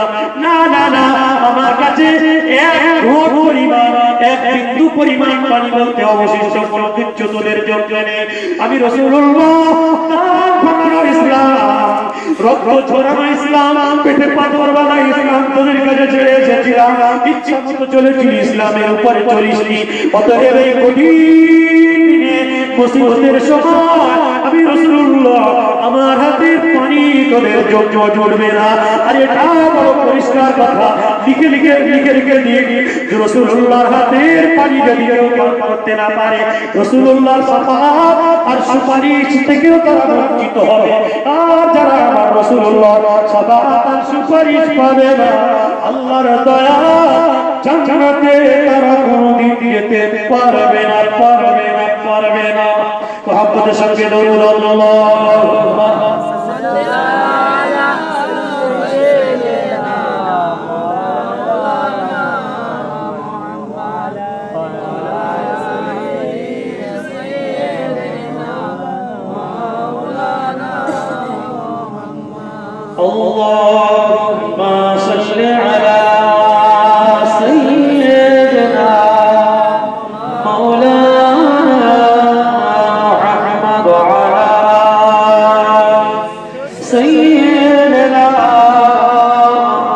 মৌলানা মুহাম্মদ রাসূল আমার ভালোবাসা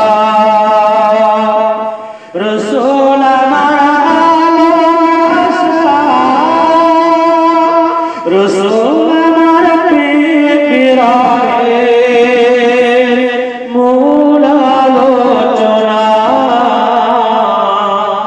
রাসূল আমার কাজ করবে অনুপ্রেরণা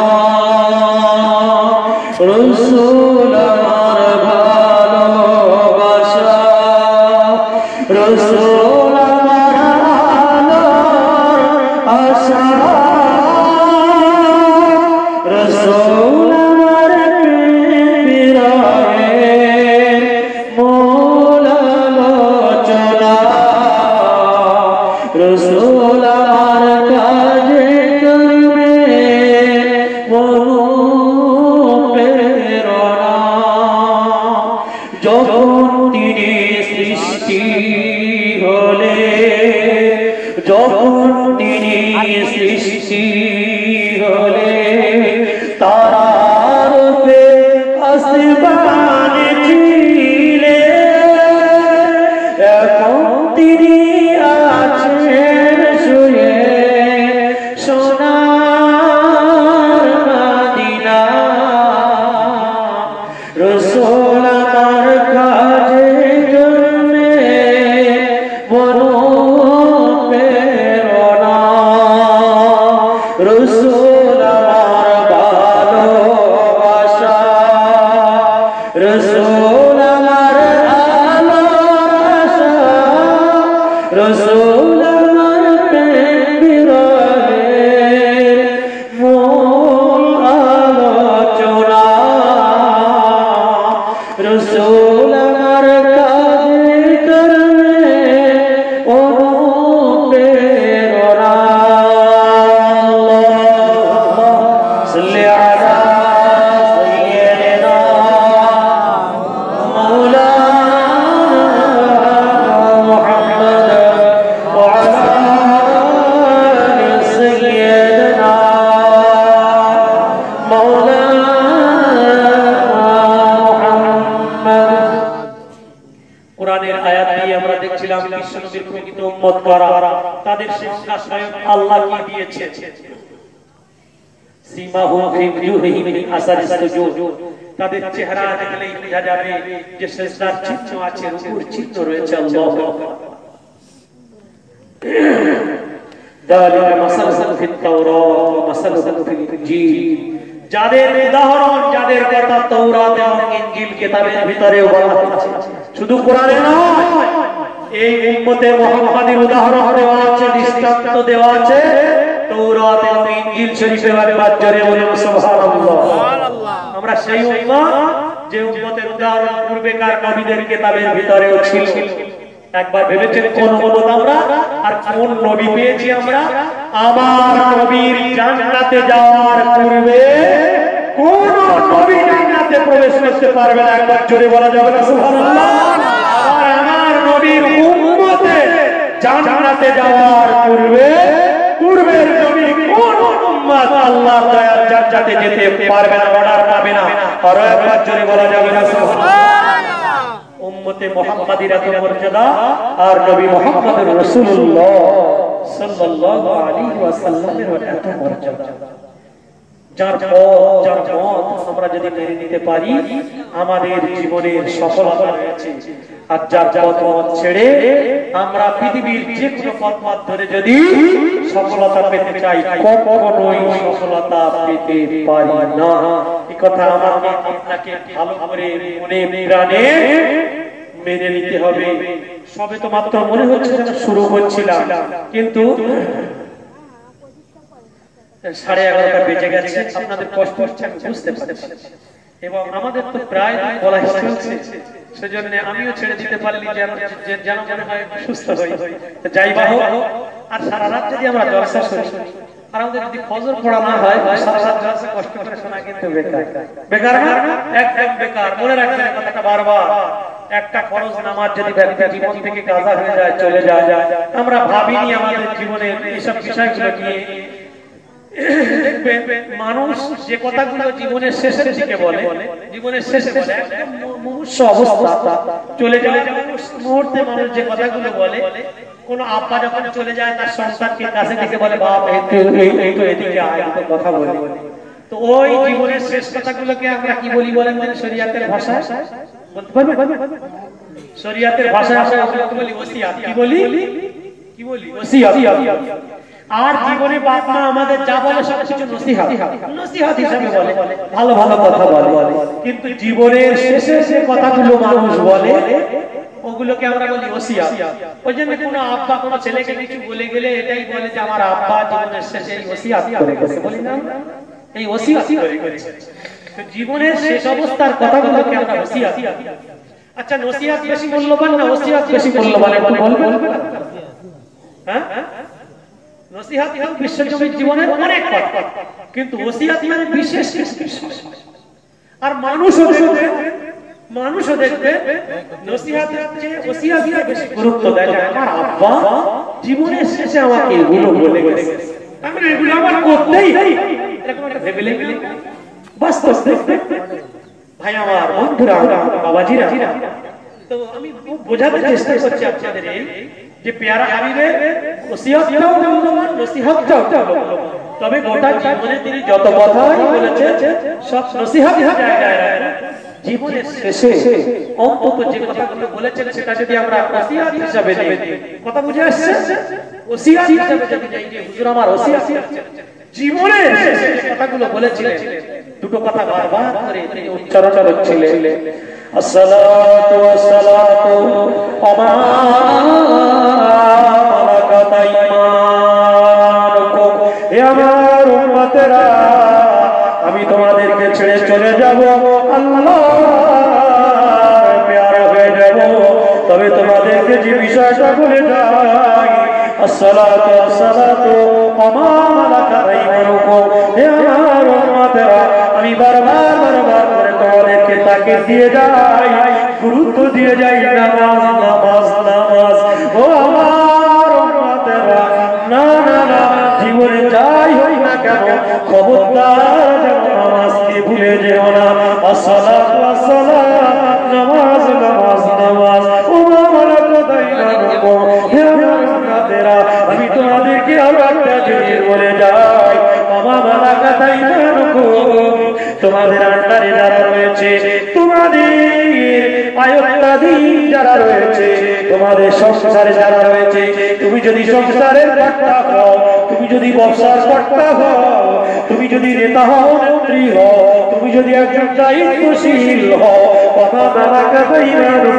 তোমার আন্ডারে যারা আছে তোমার আয়ত্তাধীন যারা আছে তাদের সঙ্গে ভালো ব্যবহার করো তাদের সঙ্গে নেক আচরণ করো না তাদেরকে মারধর করো না তাদেরকে কোনো কিছু থেকে বঞ্চিত করো না তাদের ন্যায্য অধিকারকে পাইয়ে দাও আমার মালাকাত আইমানুকুম তোমার অধীনস্থ যারা রয়েছে তাদের সঙ্গে খবরদার খারাপ ব্যবহার করো না তুমি হয়তো বড় তোমার অনেক কর্তৃত্ব আছে নেতৃত্ব আছে ইচ্ছা করলে তুমি ছোটদের উপরে অনেক অত্যাচার করতে পারো না খবরদার রাসূলুল্লাহ জীবনের শেষে যেমন নামাজের কথা তোমাদেরকে বলে গেলাম এরপরেও তোমাদেরকে আরো একটা ওসিয়াত করে গেলাম বাবা মালাকাত আইমানুকুম তোমাদের অধীনস্থ যারা রয়েছে খবরদার তাদের সঙ্গে এক পেশে বিচার করো না তাদের ন্যায্য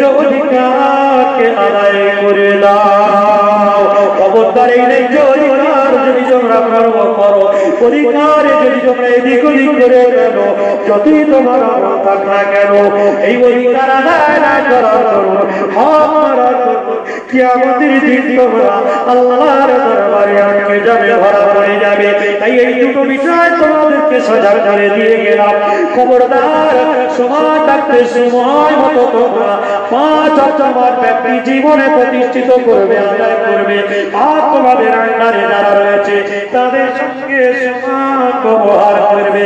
খবরদার তোমার আচরণের মধ্যে যেন উল্টো পাল্টা বিষয় না এসে যায়। তুমি যদি স্বামী হও তোমার স্ত্রীর সঙ্গে সুন্দর ব্যবহার করবে। স্ত্রীদেরকে রাসূলুল্লাহ বললেন তোমরা যদি স্ত্রী হও স্বামীর যে পরিপূর্ণ হক রয়েছে সেই হক তোমরা আদায় করতে চেষ্টা করবে। তুমি যদি পিতা হও তোমার সন্তানদের হক আদায় করার চেষ্টা করবে। তুমি যদি সন্তান হও আব্বা মায়ের হক আদায় করার চেষ্টা করবে। তুমি যদি নেতা হও তোমার আন্ডারে যত মানুষ রয়েছে তাদের সঙ্গে পরিপূর্ণ ইনসাফের সঙ্গে ব্যবহার করতে চেষ্টা করবে। এক কথায় আমার রাসূলুল্লাহ নামাজের সাথে সাথে যেমন বললেন নামাজকে খবরদার আমার উম্মতরা ভুলো না। আর যারা আমার উম্মত হবে তারা কখনোই নামাজকে ভুলে যাবে না। আর তিনি দ্বিতীয় পয়েন্টে জীবনের শেষে ওসিয়ত করে গেলেন যারা আমার প্রকৃত উম্মত হবে তারা কখনোই তাদের অধীনস্থ যারা রয়েছে তাদের সঙ্গে খারাপ আচরণ করবে না। আর আমার উম্মত কোনদিন কোনো মানুষের সঙ্গে খারাপ আচরণ করতেও পারে না। এই দুটো ওসিয়ত আর নসিহত বিশ্বনবী আমার করে গেছেন। আর আমরা তার জীবনে দেখতে পেয়েছি যে খুব মুমূর্ষ চলতে পারছেন না, মাটিতে তার পা পড়ছে না।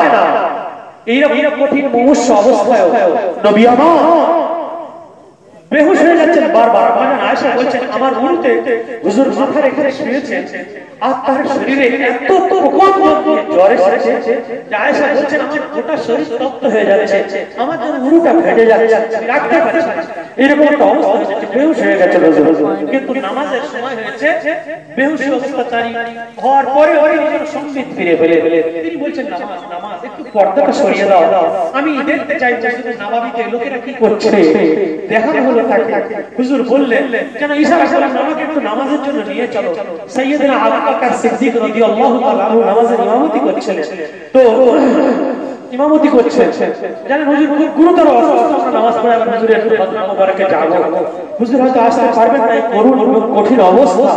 হুজুর নামাজে যাওয়ার জন্য যখন সাহাবা কাঁধের উপরে ভর করে মাটিতে পা লটকে যাচ্ছে, এই অবস্থায় যখন মসজিদ নববীতে যাচ্ছে সাইয়েদনা আবু বকর এই অবস্থাটা দেখতে পাচ্ছেন, উপলব্ধি করছেন। উনি পিছনের দিকে ফিরতে চেষ্টা করলেন। হুজুর ইশারা দিয়ে বললেন আবু বকর যেখানে যাচ্ছ নামাজ পড়াও। আবু বকরের ইমামতিতে স্বয়ং রাসূলুল্লাহ তিনি নামাজ আদায় করে নিলেন। কিন্তু বসে এর পরেও তিনি নামাজ ত্যাগ করলেন না। জীবনের এই শেষ মুহূর্তে কঠিন অবস্থায় কাঁদছেন। আবার হঠাৎ আম্মা জান আয়েশাকে বললেন নামাজের ওয়াক্ত হয়েছে, একটু পর্দাটাকে সরিয়ে দাও, আমি মসজিদে নববীর নামাজীদের অবস্থা দেখব। পর্দা সরিয়ে দেওয়া হলো। হুজুর মিসকে হাসলেন। আম্মা জান আয়েশা জিজ্ঞাসিত হলেন, মা ফাতেমাতুজ যোহরা জিজ্ঞাসিত হলেন, আম্মা জান আপনি ইতিপূর্বে কাঁদছিলেন, চোখ দিয়ে পানি পড়ছিল, আপনি ফিরে ফিরে হেসে ফেললেন কেন? হুজুর বললেন আমার সংশয় হচ্ছিল বলে আমি কাঁদছিলাম, আমি চলে গেলে আমার নামাজ প্রতিষ্ঠিত করবে তো, আদায় করবে তো, ভয় হচ্ছিল তাই কাঁদছিলাম। আর যখনই আমাকে একটু মসজিদে নববীতে নামাজীদের অবস্থাটা দেখানো হলো যে নামাজের সময় হয়ে গেছে, কাতারবদ্ধ হয়ে সবাই দাঁড়িয়ে গিয়েছে নামাজের জন্য, এই অবস্থাটা দেখে আমার চক্ষু শীতল হয়ে গেছে, আমার হাসি পেয়েছে যে নিশ্চয়ই আমি চলে যাওয়ার পরেও আমার উম্মত এইভাবে নামাজ প্রতিষ্ঠিত করবে। একবার জোরে বলা যাবে না সুবহানাল্লাহ। আমি এই আশা নিয়ে অন্তত হাসতে হাসতে আল্লাহর আল্লাহু কি নবী আমার কি আশা করে গিয়েছেন আমাদের কাছ থেকে। আজ উম্মতের মধ্যে নামাজ নেই, রোজা নেই, উম্মতের মধ্যে কোরআন নেই, উম্মতের মধ্যে সহি আকীদা নেই, উম্মতের মধ্যে আল্লাহর রাসূলের সেই সুন্নাত নেই। বড় পরিতাপ, বড় দুঃখ, বড় দুঃখের বিষয়। আমরা একটু ফিরে আসি।